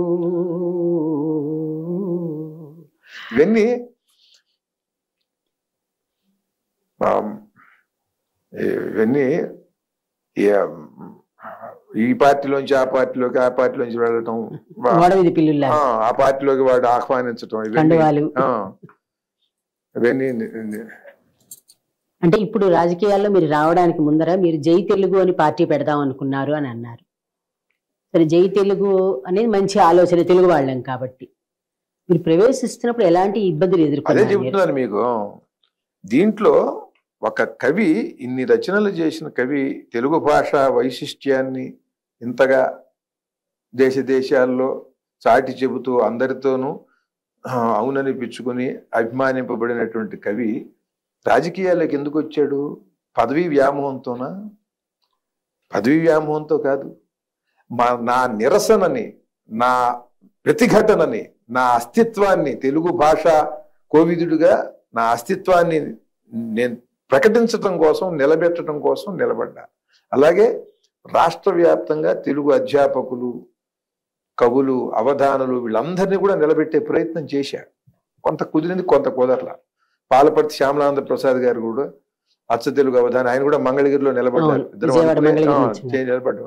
ఇంకో యుగళ సహస్రావధాని కూడా నిలబడాలి, కుదరలా. ఇంకో రాష్ట్రపతి అవార్డు గ్రహీత కూడా నిలబడాలి. ఇట్లా 175 నియోజకవర్గాల్లో కూడా గొప్ప గొప్ప పండితులు, ఏదో మామూలుగా ఏదో తెలుగు భాషాభిమానులు కాదండి, మహాపండితులు, గొప్ప గొప్ప వాళ్ళు, కళాకారులు, వీళ్ళందరినీ కూడా, అంటే రాష్ట్రం అంతా తెలిసినటువంటి వాళ్ళు, విభిన్న రంగాల్లో వాళ్ళందరినీ నిలబెట్టాలని ప్రయత్నం చేశారు. కొంత కుదిరింది, కొంత కుదరలా. దీంట్లో ఇది మా నిరసనని, మా ప్రతిఘటనని తెలియజేసే విధానం. మీరు సరిగ్గా భాషకి మీరు సరిగ్గా న్యాయం చేస్తే ఈ కవులు, ఈ అవధానులు, వీళ్ళు అసలు రాజకీయాల్లోకి రావాల్సిన అవసరం ఏంటి?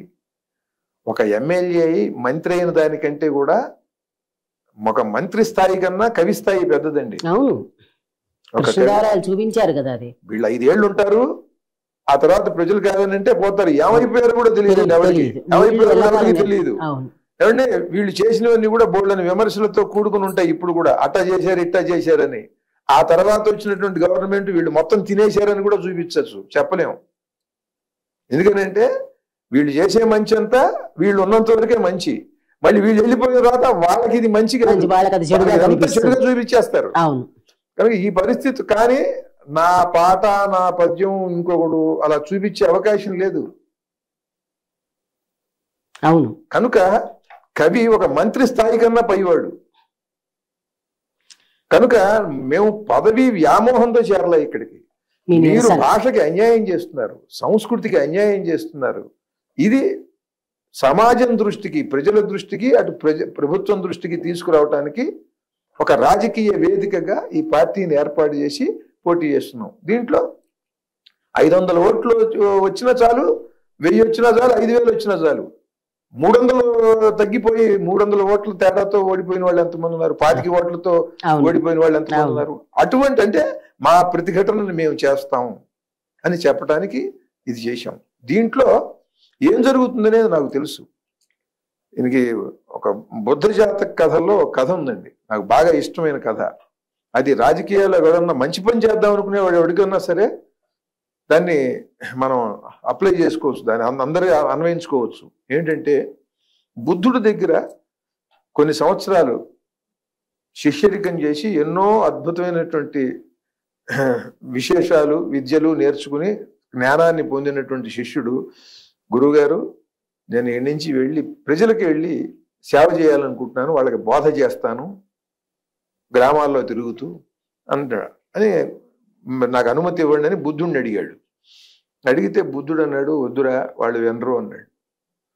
అదేమిటి గురుగారు, వాళ్ళు నేను వెళ్ళి నా ప్రయత్నం నేను చేస్తానండి అన్నాడు. నువ్వు అనుకుంటున్నావు నీ ప్రయత్నం నువ్వు చేస్తుంటే వాళ్ళు నీ మీద నిందలేస్తారు. ఈ సన్నాసులకి ఎక్కడ అన్నం పుట్టక ఏదో వచ్చి ఇట్లా జనాన్ని మోసం చేసి పబ్బం గడుపుకోవడానికి తినేస్తున్నారు, రోజుకి ఒకటి ఇంటి మీద పడి అని అంటారు. నిన్ను పోన్లేంటి అంటే అన్నారు. నేను విన్నవాడికి చెప్తాను గురువుగారు, ఒరే నువ్వు అనుకుంటున్నావు ఇట్లా బోధలు చేసేవాడు ఒకడు ఉంటాడు, ఎవడో ఒక గురువు అక్కడ, వాడికి నువ్వు పోటీ అవుతావు, వాడు నీ మీద అపవాదులు వేసి నీకు అడ్డంకులన్నీ కూడా వాడే ఏర్పాటు చేస్తాడు రా అంటే, పోలేండి గురుగారు అయినా సరే నేను తట్టుకుని చేస్తానన్నాడు. వాడు అంతటితో వాళ్ళు నీకు తెలియదు పిచ్చోడా, నీకేదో దొంగతనం అంటగట్టి నువ్వేదో ఏదో పని చేసావని చెప్పి నీ కాలో చేయ కూడా ఎరగొడతారా. పోలేని గురుగారు కాలో చేయ విరిగినా సరే కూర్చున్న చోటే బోధ చేస్తాను, వచ్చిన వాడు వస్తాడు. లేదు కాలో చెయ్యో విరిగినా కూడా నువ్వు చేస్తున్నావు అనుకో, నీ మీద నమ్మకంతో నువ్వు చెప్పిన మాటలు బాగున్నాయని కొంతమంది రావటం మొదలెడతారా. అప్పుడు కూడా నీకు కొంచెం పాపులారిటీ వచ్చిందనుకో, అప్పుడు నువ్వు వాడికి బాగా అడ్డం అవుతావు. ఏ రాత్రి పూట వచ్చేసి నీ తలకాయ బాలు కొట్టేస్తారు. పోలేండి ఓ మంచి పని చేస్తూ చచ్చిపోయాననేటువంటి సంతృప్తితో చనిపోతాను అని అన్నాడు. అప్పుడు బుద్ధుడు సరేరా ఇప్పుడు వెళ్ళు, వీటన్నిటికీ సిద్ధపడితేనే ప్రజలకి వెళ్ళి మంచి చేయడానికి వెళ్ళాలరా, కనుక వీటన్నిటికీ సిద్ధపడ్డావు కనుక వెళ్ళమన్నాడు. ఈ కథ తెలిసిన వాడిని కనుక వీళ్ళు మనని ట్రోల్ చేసినా తిట్టినా, లేకపోతే ఎవరో పార్టీ వాళ్ళు మనని పెట్టించారని అనుకున్నా, మనం ఏదన్నా మంచి మాట చెప్పినప్పుడు ఎవడన్నా ఇబ్బంది పడినా, ఏది చేసినా ఏది జరిగినా వీటిల్లో, ఇప్పుడు నేను మీకు చెప్పాను కదా బుద్ధుడు శిష్యుడు కథలో, వాటి అన్నిటినీ బుద్ధుడు చెప్పేశాడు. వాళ్ళ 2500 ఏళ్ల కిందటే ఇటువంటి జరుగుతుందని చెప్పేసాడు, హెచ్చరించాడు బుద్ధుడు. కనుక వీటన్నిటికీ సిద్ధపడే దీంట్లోకి దిగాం. దీంట్లో కూడా ఏంటంటే నేను ఎవరిని వ్యక్తిని తిట్టను, నాకు ఒక పద్ధతి ఉంది, పాలసీ. వ్యక్తిని తిట్టి ప్రయోజనం లేదండి. మీరు తీసుకున్నటువంటి నిర్ణయంలో ఉన్న మంచి చెడుల్ని దాన్ని చెబుతాం. అవును, దాన్ని చెబుతాం. వ్యక్తిని తిట్టడం అవసరం లేదు అసలు. అసలు మనకు అనవసరం అసలు అది. ఈ మంచి చెడుల నిర్ణయం చెప్పినప్పుడు దాన్ని ఒకసారి వీడు చేసినటువంటి మంచిని చెబుతాం, ఒకసారి వాడు చేసిన మంచిని చెబుతాం. అప్పుడు వాళ్ళేమో వీడి పార్టీ అనుకుని, వీళ్ళు మంచి చెప్పేప్పుడు వాళ్ళ పార్టీ అనుకుని, వీళ్ళని విమర్శిస్తేనేమో వాడు డబ్బిచ్చాడు అనుకుని వాళ్ళని విమర్శించి తప్పు చేస్తున్నారు అంటే వీళ్ళు డబ్బిచ్చారని అనుకున్నారు అనుకోండి, అది వాళ్ళు అనుకుంటారు, అలా అనుకునేలాగా చేస్తారు కూడా. అలా ట్రోలింగ్ ఒక కరదూషణలు రెడీగా ఉంటారు కదా. కనుక ఇవన్నీ సిద్ధపడే సాధ్యమైనంత వరకు జాగ్రత్తగా ఉంటూ మనం చేయగలిగినటువంటి మంచి ఏదో చేద్దాం. చెప్పవలసింది స్పష్టంగా చెబుదాం, సూటిగా చెబుదాం, అవసరమైతే చురకలేస్తూ చెబుదాం, తీవ్రంగా చెబుదాం. ఇదంతా కూడా సాహిత్యంలో భాగం. పనికి మాలిన వాళ్ళకి తెలియకపోతే నేనేం చేయను. సాహిత్యము అంటే వ్యంగ్యము విమర్శ ప్రధానంగా ఉంటాయి. వ్యంగ్యము విమర్శ అనేది సాహిత్యంలో భాగం, దాంట్లో భాగమే. కనుక నేను నా కవిత్వాన్ని వదిలేసేవి నేను ఇక్కడ వేరే కొత్త కార్యక్రమం ఏం చేయట్లా. ఆ ప్రక్రియలోనే అవే ప్రక్రియలు, ఆ ప్రక్రియతోనే అంశం ఇది తీసుకుంటున్నా. కొత్తగా పాత్రలు నేను సృష్టించి ఆ పాత్రలలో నుంచి ఘర్షణ పుట్టించి నేను డైలాగులు రాయక్కర్లా. ఉన్నాయి పాత్రలు, ఆ పాత్రలు చేసే పనులు చేస్తున్నాయి. ఆ పనుల్లో ఉన్నటువంటి లోపాన్ని లొసుగుని చెబుతున్నా. ఇప్పుడు ఉదాహరణకి సాక్షి ఉపన్యాసాల్లో జంగాల శాస్త్రి ఉన్నాడు. జంగాల శాస్త్రి కొత్తగా ఏ పాత్రని పుట్టించట్లా లేదు, సమాజంలో జరుగుతున్న దాని మీద తన అభిప్రాయం చెబుతున్నాడు. అట్లా ఒక జంగాల శాస్త్రి పాత్ర లాంటిది అనుకోండి. చాలా పెద్ద పాత్ర, పెద్ద పాత్ర అది. ఇప్పుడు మీరు ఇంత అన్నారు కాబట్టి, ఇంత మంచి భాషతో మాట్లాడితే ఇప్పుడు వినేవాళ్ళు లేరు అని నేను అనట్లా, రాజకీయ నాయకులు అంటున్నారు. అందుకనే వాళ్ళు మనం వినలేని భాషతో దూషణ భూషణాలన్నీ చేసుకుంటున్నాం అంటున్నారు. రాజకీయ నాయకులకి ఏమైనా మనం ట్రైనింగ్ క్లాసులు పెట్టాలంటారా భాషలో? భాషలో కాదు కానీ ఈ భాషా సంస్కృతుల గురించి మనం నిలబడి వీటి గొప్పతనం ఏమిటో చెప్పినప్పుడు తప్పకుండా వాళ్ళకి తెలుస్తుంది. ఆ భాషా సంస్కృతుల విలువ తెలియకపోవటం వల్లనే వాళ్ళు అయిపోయారు. వాళ్ళు అట్లా అవ్వటానికి కారణం అది. ఇంకోటి, వీళ్ళందరూ కూడా 5 ఏళ్ళుండే బుడగలు, 5 ఏళ్ళుండే బుడగలు, అయితే మళ్ళీ మళ్ళీ ముక్కి ముక్కి ముక్కి ముక్కి నానాగందగోళం చేస్తే ఇంకో 5 ఏళ్ళు ఉంటుంది ఆ బుడగ. అంతే. ఆ బుడగ పేలింది, దాన్ని పట్టించుకునేవాళ్ళు లేడు. మళ్ళీ చూసుకోండి మీరు, మళ్ళీ కొత్తగా వచ్చిన వాళ్ళు వీళ్ళే మొత్తం సృష్టి వీళ్ళతోనే ప్రారంభమైనట్టు, వీళ్ళతోనే మొత్తం సకల ప్రజల జీవితము ఆధారపడి ఉన్నట్టు, వీళ్ళే సకల సౌభాగ్యాలని అమృత కలశంలోంచి అందిస్తున్నట్టుగా వీళ్ళు ప్రచారం చేసుకుంటారు. వీళ్ళ ఇది వీళ్ళు అంతే తప్ప వీళ్ళకి ధర్మాన్ని వదిలేసిన వాడికి, ముఖ్యంగా తన భాష తన సంస్కృతిని వదిలేసినటువంటి వాడికి సున్నా కీర్తి ప్రతిష్టలు, సున్నా. బతికున్నంతకాలం ఆ పోస్ట్ లో ఉన్నానను, ఆ ముఖ్యమంత్రిగా ఉన్నానను, లేకపోతే ఆ మంత్రిగా ఉన్నానను అనిపించుకోవటమే తప్ప. చూడండి, మన కళ్ళ ముందు చూడండి, మీరు ఒక 10 మంది ముఖ్యమంత్రులు వెనక్కి వెళ్ళండి, చెప్పమనండి ఎవరినన్నా. 10 మంది ముఖ్యమంత్రుల పేర్లు ఈ జనరేషన్ లో చెప్పమనండి ఎవరికి తెలియదు. ఇప్పుడు కొత్తగా వచ్చినటువంటి ఎమ్మెల్యేలుగా గెలిచినటువంటి అభ్యర్థులు ఉన్నారు, యువకులు. 10 మంది ముఖ్యమంత్రులను వెనక్కి వెళ్ళి చెప్పమనండి. ఏ ముఖ్యమంత్రిని గుండెల్లో నిలుపుకున్నారు? మీకు ఇవాళ సీట్ ఇచ్చిన ముఖ్యమంత్రిని గుండెల్లో నిలుపుకున్నారు. అంతే, నాకు లాభం చేశారు కాబట్టి. అంతే కదా. ఈ రాష్ట్రానికి ఆస్తులన్నీ కూడా త్యాగం చేసేసి, చిరిగిన చొక్కా కనిపించకుండా శాలువా పైకి వేసుకున్న టంగుటూరి ప్రకాశం పంతుల గురించి ఎవరికైనా తెలుసా? చెప్పరు కూడా. తెలుసా అసలు వీళ్ళకి? వాళ్ళ పేరు కూడా స్మరించట్లేదు వీళ్ళు. పివి నరసింహారావు గారు మౌనంగా ఉండి మన్మోహన్ సింగ్ అనేటువంటి ఒక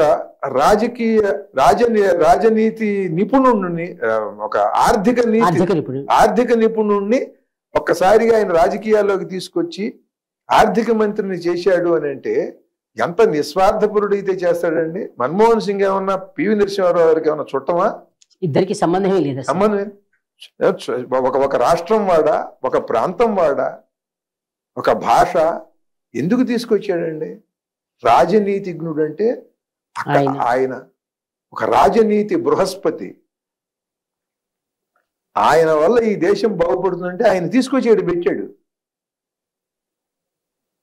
ఎక్కడన్నా మాట్లాడా నేనే తీసుకొచ్చి పెట్టాను, నేనే తీసుకొచ్చి చేశాను అని? అసలు తను చేసినవే ఏ రోజు చెప్పుకోలేదు కదా. ఏమండి, ఆ పివి నరసింహారావు ఎవరి గుండెల్లోన్నా ఉన్నాడా?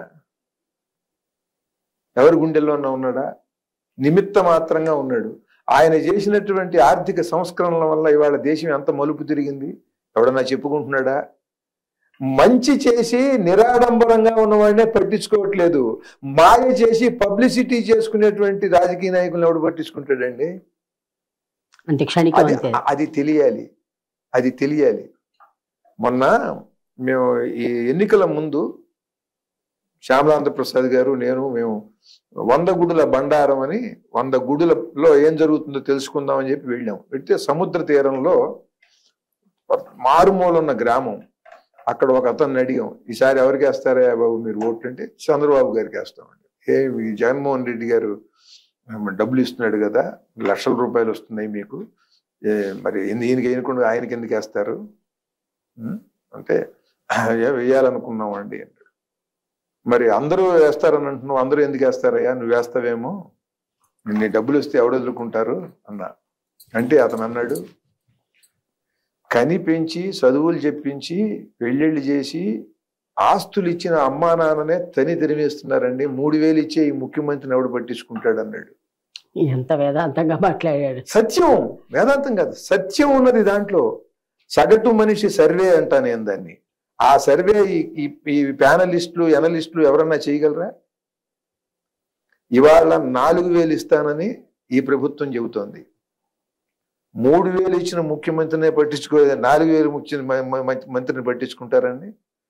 అతను చెప్పింది అక్షర సత్యం. అది కని పెంచి వాడికి అన్ని చాకిరీలు చేసి పసిపిల్లవాడి దగ్గర ఉన్నప్పటి నుంచి పెళ్ళిళ్ళు చేసి సంపాదించిన కాస్తో కూస్తో ఆస్తిపాస్తులు ఇస్తే ఆ తల్లి తండ్రే వీడికి భారమై వాళ్ళు నడగొట్టేస్తున్నాడు.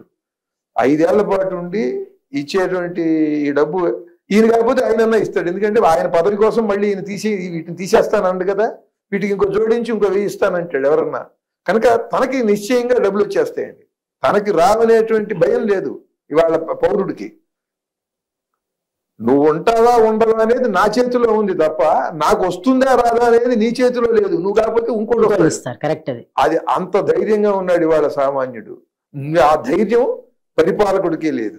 ఈ మాటలు రాజకీయ నాయకులు దగ్గర చేరితే బాగుంటుంది. ఎందుకంటే మనం మాట్లాడుకుని పెడతాయి, మనం మాట్లాడుకుని పెడతాయి. మీరు ఒక అంటే చేదుగా అనిపించవచ్చు వినే వాళ్ళకి, కానీ వాస్తవం. ధర్మమా మాట్లాడి నేను చెప్పాను. ఎవరన్నా ఒక్క రాజకీయ నాయకుడిని ఏమన్నా విమర్శించి తిడుతూ అన్నా నేనేమన్నా? వ్యవస్థ జరిగేదాన్ని ఉన్నట్టుగా మాట్లాడుకున్నాం, వ్యక్తిని ఎవరిని దూషించలేదు. సగటు మనిషి చెప్పాడండి అక్కడ. ఆశ్చర్యపడ్డా నేను, అరే మనం ఇట్లా ఎందుకు ఆలోచించలేకపోయాం? మనం ఇస్తే డబ్బులు ఇస్తే ఇప్పుడు జగన్మోహన్ రెడ్డి గారు కూడా నేను అవ్వాతాతలకు ఇచ్చాను, వీళ్ళకి ఇచ్చాను, ఇన్ని వేల కోట్లు ఇచ్చాను, నాకు ఎందుకు నేయలేదని అంటున్నాడు ఆయన. ఆ సగటు మనిషి సర్వే ఆయన చేయలే. చూడండి, అన్ని ఇచ్చి పెళ్ళిళ్ళు చేసి ఆస్తిపాస్తులు ఇచ్చిన అమ్మా నాన్ననే తల్లి తినేస్తున్నారు. 3000 ఇచ్చే నన్ను పట్టించుకుంటారా వీళ్ళని జగన్మోహన్ రెడ్డి గారు ఆలోచించలా? అవునా? కరెక్ట్. అట్లా ఆలోచించాలన్నమాట మనం. ఇప్పుడు నేను చెబుతున్నది కూడా ఇది విని వాళ్ళు అట్లా ఆలోచించాలని. అంటే ధర్మశాస్త్రం చదివిన వాళ్ళు సలహాదారులుగా ఉండాలి. ఇప్పుడు దీన్ని బట్టి ఇప్పుడు చంద్రబాబు నాయుడు గారు కూడా ఇది విని ఇది అర్థం చేసుకోవాలండి. 4000 ఇచ్చాం కదా, రేపు ఆయన 5000 ఇస్తానంటాడు. మీరు కంగారు పడుతున్నారు తప్ప మీరు 4000 ఇద్దాం, 5000 ఇద్దామా, ఇవ్వలేకపోయినా సరే ఇచ్చేసేద్దామని, హామీలు ఇచ్చేసేద్దామని మీరు కలవరపడుతున్నారు. ఓటరు స్థిరంగా ఉన్నాడు. వీళ్ళు ఎవరికేం చేస్తారు, వీళ్ళు ఎక్కడికి పోతారు అనే స్థితిలో నిజమది. కనుక ఇస్తేనే వేస్తా లేకపోతే లేదన్నట్టుగా కూడా ఉన్నారు. కొన్ని గ్రామాల వాళ్ళు 4:30 అయిన తర్వాత కూడా ఏమయ్యా ఎవరు కదిరి ఓటేయండి అంటే మీరు ఎక్కడ డబ్బులు పంపించలేదు కదా అని అడుగుతున్నారు. అవునండి, అవును. పౌరుణ్ణి లంచగొండిని చేసి పారేశారు వీళ్ళు. పౌరుణ్ణి లంచగొండిని చేసి అవినీతి రహిత పరిపాలన ఎట్లా తీసుకొస్తారు మీరు? ఎవరు తేలేరు. కనుక పైగా 40 లక్షలు ఖర్చు పెట్టండి అయ్యా మీరు, ఎన్నికల కమిషన్ చెబుతోంది. వీళ్ళు నామినేషన్ వేయడానికే 2 కోట్లు ఖర్చు పెట్టి పెద్ద ఊరేగింపు పెడుతున్నారు.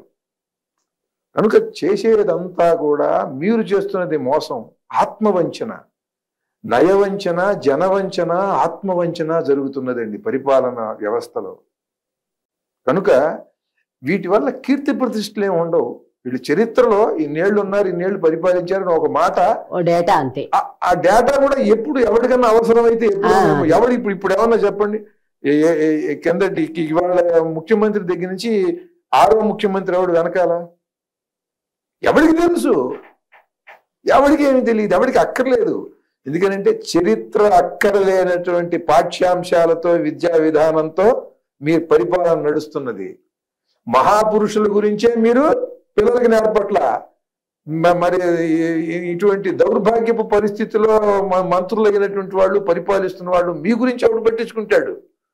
త్యాగమూర్తుల్ని, మహాపురుషుల్నే పట్టించుకునే స్థితి తీసుకొచ్చారు విద్యార్థులకి. మిమ్మల్ని ఎవడు పట్టించుకుంటాడు? మిమ్మల్ని పట్టించుకుంటాను కదా. ఏముంది మీ దగ్గర? మీ దగ్గర ఉన్నటువంటి మొత్తం దుర్గుణాలన్నీ ఇంత వాళ్ళు చెబుతున్నారు ప్రతిపక్షం, వాళ్ళ దగ్గర ఉన్నవి మీరు చెబుతున్నారు. ఇద్దరినే పట్టించుకోరు. ఎందుకని? త్యాగం అంటే ఏంటి, సద్గుణం అంటే ఏమిటి, మంచితనం అంటే ఏమిటి బోధలో లేదు. అటువంటి వాడిని మీరు ట్రోల్ చేయిస్తున్నారు, అటువంటి వాళ్ళని చేరదీయటల్లా. దౌర్భాగ్యులకి ఉన్నత పదవులు కట్టబెడుతున్నారు. మీకు భజన చేసేవాడు మీకు గొప్పవాడు అయిపోతున్నాడు. కనుక మీరు పడిపోయిన వెంటనే పడిపోవటమే తప్ప ఎవ్వడూ పట్టించుకోడు, ఎవ్వడూ వినడు. నాకు పేరు వస్తుందని అనుకుంటున్నారేమో, అబద్ధం. ఇవాళ పరిపాలిస్తున్నటువంటి సమయంలోనే మంచి పేరు లేదు, చూసుకోండి మీరు. కరెక్ట్ అండి ఆ మాట. పరిపాలించడం అయిపోయిన తర్వాత కాదు, పరిపాలిస్తున్న సమయంలో, అధికారం చేతిలో ఉన్న సమయంలోనే మంచి పేరు లేదు ఎవరికి. మీరు ఈ పరిస్థితుల్లో ఎందుకని దూషణ చేసే వాళ్ళని మీరు ప్రోత్సహిస్తున్నారు, దుర్మార్గాన్ని ప్రోత్సహిస్తున్నారు. మంచి విషయాలు విద్యా విధానంలో ప్రవేశపెట్టి మంచి విషయాలు పిల్లలకి చెప్పటల్లా ఎట్లా కృతజ్ఞతతో మీకు ఎవడు పట్టించుకుంటాడు? మీకు చెప్తేనే అసలు ఉండటలే, చెప్పకపోతే అసలు ఉండదు. పైగా యావత్ భారతదేశం అంతా కూడా మద్యపానాన్ని బాగా ప్రోత్సహించేస్తున్నారు. మద్యపానం ప్రజలు తాగకపోతే వీళ్ళకి దిక్కులేదు. తాగరా, ఫుల్లుగా తాగరా, నువ్వు తాగకుంటే గవర్నమెంటే నిల్లురా, దయచేసి తాగరా, ఫుల్లుగా తాగరా అని మంత్రి మండలి బతిమాలి పాడుతున్నారండి.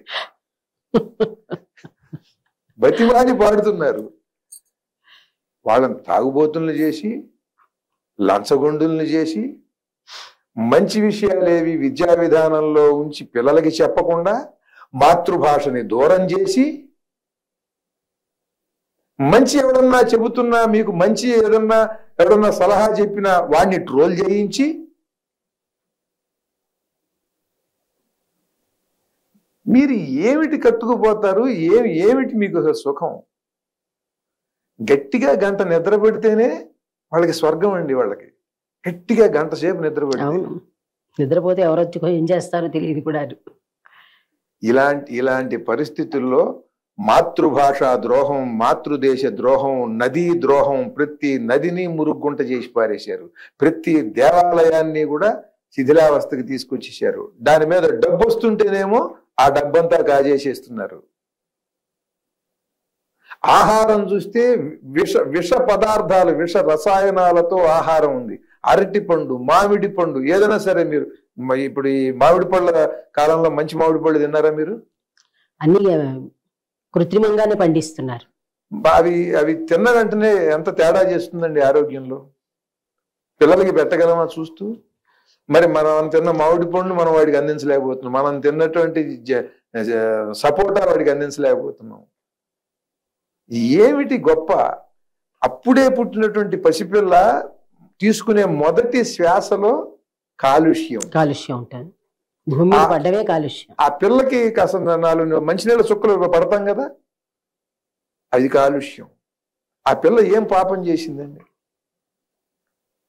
మీరు గర్భవతికి సంక్షేమం ఉంటున్నారు, ప్రసవం అయిన పిల్ల పీల్చడానికి మంచి గాలి ఇవ్వగలరా? మంచి నీరు ఇవ్వగలరా? ఒక పుట్టిన శిశువుకి మంచి నీరు మంచి గాలి ఇవ్వలేని మీరు ఏం పరిపాలన చేసినట్టు? ఏమిటి ఆ పథకాలు? ఏమిటి ఆ నది? ఏమిటి మురుగుంట నదే?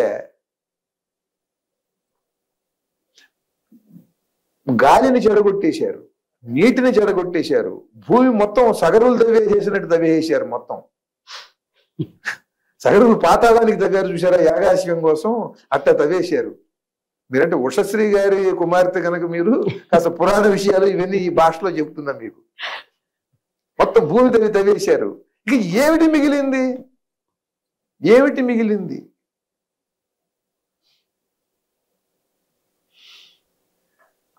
కనుక ఇప్పుడు మీరు ఇంత ఆవేదనతో చెప్పారు రాజకీయాలు ఇలా జరుగుతోందని. మీరు పండితులు అందరూ కూడా ప్రవేశిద్దాం అనుకుంటున్నారు. ఊరికే మనం మామూలుగా ఒకటి ఊహిద్దాం. తర్వాత రాబోయే ఎన్నికల్లో ఇప్పుడు మీరు జై తెలుగు పార్టీ అన్న తరఫున అందరూ నిల్చున్నారు అనుకుందాం. ఊరికే మన మెజారిటీతో మీ పార్టీయే గెలిచింది అనుకుందాం. అంటే మీరు చెప్పిన ఇంత నీతిగా అన్నారు కాబట్టి నీతిగానే వెళ్ళి ఉంటారు. వాళ్ళకి డబ్బులు ఇవ్వరు, మీరు సారా పట్టించరు, నిజాయితీగా అడుగుతారు, గెలిచారు అనుకుందాం. మీరు ఏం మార్పులు తేగలుగుతారు అప్పుడు? మీరు అసలు ఇప్పుడు నేను ఏవైతే దేనికోసం అయితే మాట్లాడుతున్నానో వాటి మీదే దృష్టి ఉంటుంది. అవి చేస్తే మీకు అంతా కూడా సమాజం అంతా కూడా సవ్యంగా సర్దుకుంటుందండి. ఒక ముఖ్యమంత్రిని ఎవరైనా సరే నదిలో ఒక్క నలక కూడా కలపను, అట్లా నదులన్నీ ఉంచాలి అని అనుకోమనండి. ఒక్కటే అదే విషయం. అక్కడి నుంచి ఈ జాతి మొత్తం మారిపోతుందండి. ఒక నదిని స్వచ్ఛమైన నీటితో ఉంచాలి ప్రవహించేలాగా అంటే పరిశ్రమలకి అనుమతి ఇవ్వకూడదు ఈ నీళ్ళన్నీ కూడా దాంట్లో కలవటానికి. ఈ గ్రామాల్లో, పట్టణాల్లో, నగరాల్లో ఉన్నటువంటి మురుగు నీరంతా దాంట్లో కలవకుండా రీసైకిల్ చేయాలి. ఆ రీసైకిల్ చేసేటువంటి యూనిట్స్ అన్ని పెట్టాలి. పెట్టినప్పుడు అది స్వచ్ఛంగా ఉంటుందండి. నీరు స్వచ్ఛంగా ఎప్పుడైతే పారుతుందో తప్పకుండా దాని మించి వచ్చేటువంటి గాలి కూడా స్వచ్ఛంగా ఉంటుంది. నదీ తీరాలు కూడా అక్కడ చక్కని చెట్లు పెడతాడు. ఊరికే నీరు పెరగటమే కాదు కదా, స్కాంద పురాణంలో నదీ తీరాల్లో రావి చెట్లు, జమ్మి చెట్లు, జువ్వి చెట్లు, మద్ది చెట్లు, నేరేడు చెట్లు, మారేడు చెట్లు వీటితో కళకళలాడేదని చెప్పారు. సహ్యపర్వతం దగ్గర నుండి హంసల దీవి వరకు. మన చిన్నప్పుడు కూడా అటు ఇటు దట్టంగా చాలా ఉండేవి. కనుక అటువంటి చెట్లన్నీ కూడా పెట్టేస్తే వాటి మించి ఈ స్వచ్ఛమైన జలాల మించి వచ్చేటువంటి గాలి ఈ ఓషధులతో కూడుకుని ఉంటాయండి. ఈ ఆకులన్నీ కూడా ఈ రావి జమ్మి ఆ గాలులు పీలుస్తున్నప్పుడు అందరికీ కూడా ఆరోగ్యం కలుగుతుంది. అందరికీ అంటే మనుషులకే కాదు, పశు పక్షులకి కూడా, సకల ప్రాణికి చక్కగా మంచి చైతన్యం కలుగుతుంది. ఆ నీరు తాగితే చాలు. ఆ నీటితో పండినటువంటి పంటలు, ఆ నీరు తాగినటువంటి జంతువులు, అవి ఇచ్చేటువంటి పాలు. ఇప్పుడు మీరు ఇంత చెప్తున్నారు, నిజంగా ఇది మంచి ప్రపంచం ఊహించుకోవడమే కాదు, అలాంటి ప్రపంచంలో నివసించాలనుకో. అలా కాదని మీకు మిగతా దేశాలు ఇవేగా చేస్తుంది. ఇప్పుడు మీరు ఏ దేశంకి వెళ్ళినా కూడా మనం నదుల్ని దేవతలుగా పూజిస్తాము. వాళ్ళు ఎవరు దేవతలుగా పూజించరు, కానీ నదులు స్వచ్ఛంగా ఉంటాయి. మనం దేవతలుగా పూజిస్తాము, నదులు మురుగుంటలుగా ఉంటాయి. అవును, అది పూర్తిగా ఒప్పుకుంటే ఇప్పుడు గంగ ప్రక్షాళన, గోదావరి ప్రక్షాళన అంటున్నారు, ఇవన్నీ కాదు. ఇప్పుడు మీరు ఇందాక చెప్పినట్టుగా స్వామీజీలు రాజకీయాల్లోకి దాని గురించి వచ్చినప్పుడు యోగి ఆదిత్యనాథ్ గారు చేసిన పనులకి మొన్నసారి ఉత్తరప్రదేశ్లో వచ్చిన ఫలితాలకి చూస్తే ఆయన చర్యలు నచ్చలేదు కాబట్టి అట్లా వచ్చే ఫలితాలు అనే దాన్ని అంటున్నారు. మరి ఇప్పుడు మీరు ఒకవేళ ఇంత మంచి చెయ్యాలి అని అనుకుంటే మీ చుట్టూరా ఉన్న సమాజం మీద ఆధారపడి ఉంటారు మీరు. వాళ్ళు దీనికి అంగీకరించకుండా, అంటే ఊహకే అడుగుతున్నాను, పదవుల్లో నుంచి కిందకి దింపేసే స్థితి కూడా కనిపిస్తుంది మనకి. ఇంతమందిని మేనేజ్ చేసుకుంటూ చేయడం ఎలా కుదురుతుంది అంటారు? అందులో ఏంటంటే మీరు సాహిత్యం అంటే మనం అనొచ్చో అనకూడదో తెలియదు, కానీ సాహిత్యంలోనే ఇద్దరు ముగ్గురికి ఒకళ్ళంటే ఒకళ్ళకి పడదు. ఆయన సాహిత్యం ఏం బాగుంటుంది, నాదే బాగుంటుందని వీళ్ళు అంటారు, వీళ్ళది బాగుంటుందని వాళ్ళు బాగుంటుంది, అలా అనుకుంటూ ఉంటారు. ఇంతమంది మధ్యన సయోధ్య ఎలా కుదురుతుంది అంటారు? దాన్నే అదే దీన్ని మేము పదవి వ్యామోహంతో పదవుల కోసం అని చెప్పి వచ్చింది కాదు.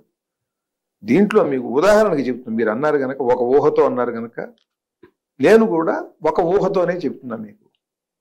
ఒకవేళ ప్రభుత్వం అనేటువంటిది ఒకటి ఏర్పడింది అనుకోండి, ఏర్పడినప్పుడు ఎప్పుడు అనుభవజ్ఞుణ్ణి విస్మరించకూడదు. 60 ఏళ్ళు వచ్చేటప్పటికి ఒక సిఎస్ని రాష్ట్ర ప్రధాన కార్యదర్శి ఒక ఐవైఆర్ కృష్ణరావు గారు, ఎల్వి సుబ్రహ్మణ్యం గారు, లేకపోతే ఇప్పుడు అజయ్ కల్లాం గారు, ఇంక ఎవరు అనేక మంది ఉన్నారు. వీళ్ళందరూ జయప్రకాష్ నారాయణ గారు, అంటే వాళ్ళందరూ కూడా మేధావులండి. ఈ మేధావులకి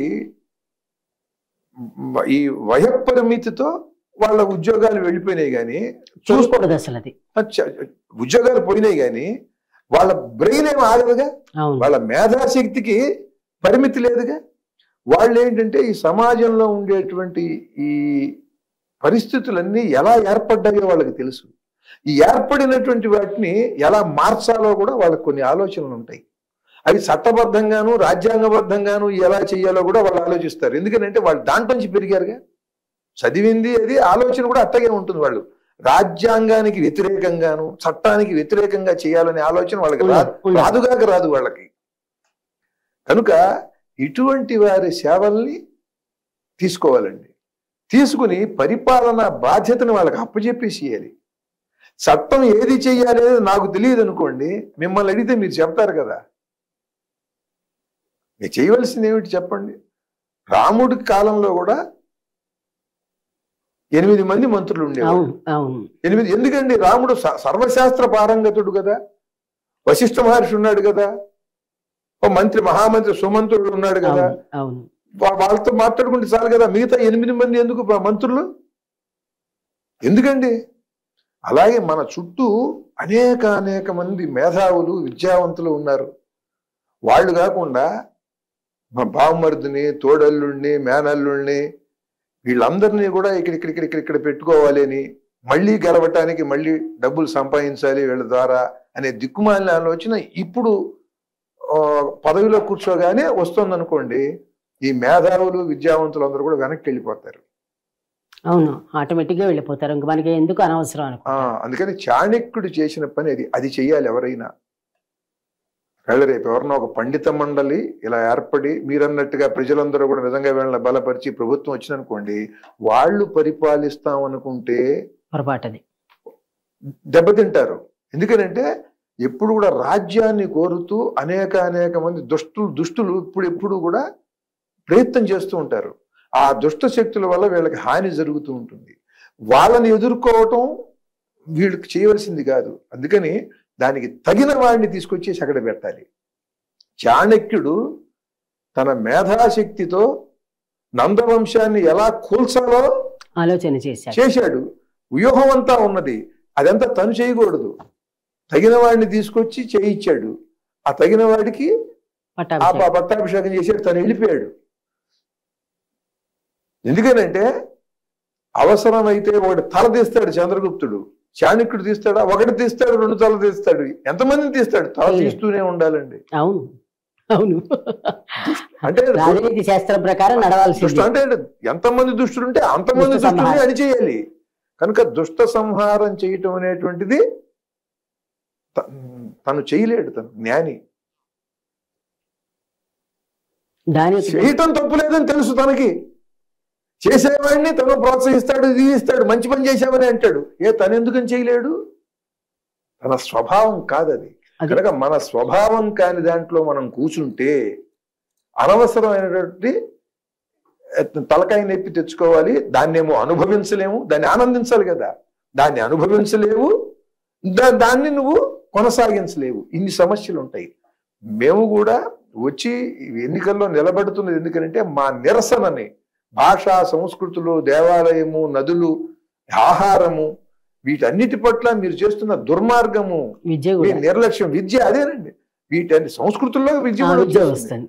కనుక మీరు చేస్తున్నటువంటి వాటికి పండితులు కూడా ఇట్లా ఎదురు తిరిగి వీళ్ళు కూడా నుంచున్నారా అని నిరసన, వీళ్ళ యొక్క ప్రతిఘటన తెలియజేస్తూ వీళ్ళ అస్తిత్వం ఇంకా వీళ్ళు ఉన్నారా, మీరు వదిలేసిన భాషా సంస్కృతుల గురించి దీన్ని పట్టుకున్న వాళ్ళు ఉన్నారా ఇంకా అని చెప్పడం, వీళ్ళ అస్తిత్వాన్ని తెలియజేయటం కోసం నుంచి ఉంటున్నాం మేము. ఒకవేళ నిజంగా అంతటి చైతన్యం వచ్చి ఈ ప్రజల్లో అంతటి మార్పే వచ్చిందనుకోండి, తప్పకుండా పరమాద్భుతంగా వీళ్ళకంటే చక్కని మంచి పరిపాలనే వస్తుంది. దానికి తగినటువంటి వాళ్ళందరినీ కూడా స్వాగతించి వాళ్ళకి అప్పచెప్పాలి. వాళ్ళకి అప్పచెప్పాలి. ఎప్పుడు ఏది ఎవరికో వాళ్ళకి అప్పచెప్పేయాలండి. మీరు ఆవకాయ పెట్టుకుంటున్నారు అనుకోండి, మీరు ఆవకాయ మీరు కొట్టుకుంటున్నారండి ఇంటి దగ్గర లేదు కదా, అది కొట్టే వాళ్ళకి అక్కడ ఇస్తాం. అక్కడ కొట్టిస్తున్నారు కదా, కొట్టించి తీసుకొచ్చి ఆవకాయ పెట్టుకుంటున్నారా? ఎవరి పని వాళ్ళకి నియోగించి మనం దగ్గరుండి దాన్ని రూపం తీసుకొస్తాం. చేస్తున్నారా? అంతే, అదే పని చేయాలి. బాగుంది ఇది. ముగింపుగా ఒక పద్యం మీకు ఏదో ఒక అంశం ఇది నచ్చినది, ఒక అంశం చెప్పండి.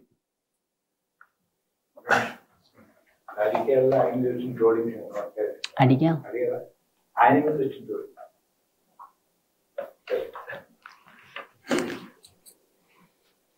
అదే రాజకీయంగా మీ మీద వచ్చిన ట్రోలింగ్స్ కి అయితే ఒక పద్యం చెప్పండి. ట్రోలింగ్స్ మీద ఆయన కాదు కానండి, ఏదైనా ఒక పద్యం ఏదైనా పర్వాలేదు. అంటే స్వస్తి వాక్యంలాగా, శుభం పలికేలాగా. అలాగే.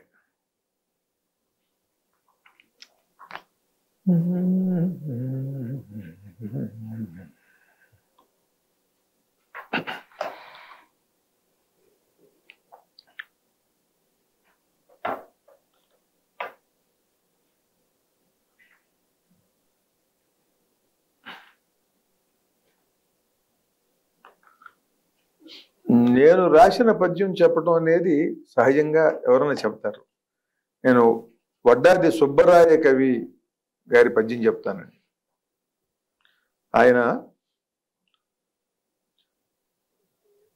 ధనికుండార్జన రక్షణ వ్యయములన్ దైన్యంబునన్ పేదయున్ జనులిట్లందరూ దుఃఖమెల్లగొనగా శాంతంబు ఆనందమున్ పనిలేకిక్కడ నిన్ను చేరుకునే నీ పాదంబులే గొల్తు వానిని జీతంబుగా నాకీగదవే తండ్రి భక్త చింతామణి అని. ఈ సమాజంలో ధనికుడు ఆర్జన రక్షణ వ్యయము సంపాదించడంలో కష్టపడుతున్నాడు. అవును, ఖర్చు పెట్టడానికి దాచుకోవటంలో కష్టపడుతున్నాడు. అంటే ఇది వినేటువంటి రాజకీయ నాయకులు, ఈ తాపత్రయంలో ఉన్నవాళ్ళు, నన్ను కూడా ఉన్నానా తాపత్రయం, ఇది పదవి ఉన్నానా అనుకునే వాళ్ళందరికీ కూడా నాకు ఇష్టమైన ఈ పద్యం చెబుతున్నా. డబ్బున్నవాడు ఇంకా ఇంకా ఇంకా సంపాదించడంలో కష్టపడుతున్నాడు, బాధపడుతున్నాడు. సంపాదించింది దాచుకోవటంలో బాధపడుతున్నాడు. దాన్ని ఖర్చు పెట్టడంలో బాధపడుతున్నాడు. 10 రూపాయలు ఎందుకు, దీనికి 8 రూపాయలు చాలు, 7 రూపాయలు చాలు, ఇట్లా దాన్ని బేరాలాడుతూ అవునని కాదని వాడు దాంట్లో బాధపడుతున్నాడు. దైన్యంబునన్ పేదయం, దీనత్వంతో ఎట్లా బతకాలో తెలియక, మార్గం తెలియక పేదవాడు బాధపడుతున్నాడు. జనులిట్లందరూ దుఃఖమెల్లగొనగా, అందరూ ఇట్ట డబ్బున్నవాడు డబ్బు లేనివాడు కూడా దుఃఖపడుతుంటే, శాంతంబు ఆనందమున్ పని లేకెక్కడ నిన్ను చేరుకునే. శాంతి ఆనందం అనే 2 పదార్థాలు ఉన్నాయి. వాటికి ఇక్కడ ఎవరు వాటిని పట్టించుకోవట్లా. అందుకని ఆయన శాంత స్వరూపుడు, ఆనంద స్వరూపుడు కనుక ఆయన దగ్గరికి వెళ్ళిపోయినాయి. నీ పాదంబులే గొల్తు, నీ పాదాలు నేను సేవిస్తానయ్యా. మరి సేవించిన వాడికి, సేవకుడికి జీతం ఇవ్వాలి కదా. వానిని జీతంబుగా నాకీగదవే, ఆ శాంతిని ఆనందాన్ని నాకు జీతంగా ఇవ్వయ్యా తండ్రి భక్త చింతామణి అన్నాడు. కనుక ఇది చాలా అద్భుత విలువైనటువంటి, చాలా విలువైనదండి. ఈ సమాజంలో అందరూ తెలుసుకోవాల్సింది, ఏది సంపాదించినా, పదవైనా డబ్బైనా, అయితే మన ప్రతిభ చూపించి పేరు సంపాదించినా, పేరు కూడా శాంతిని ఇవ్వదు, పేరు కూడా ఆనందాన్ని ఇవ్వదు.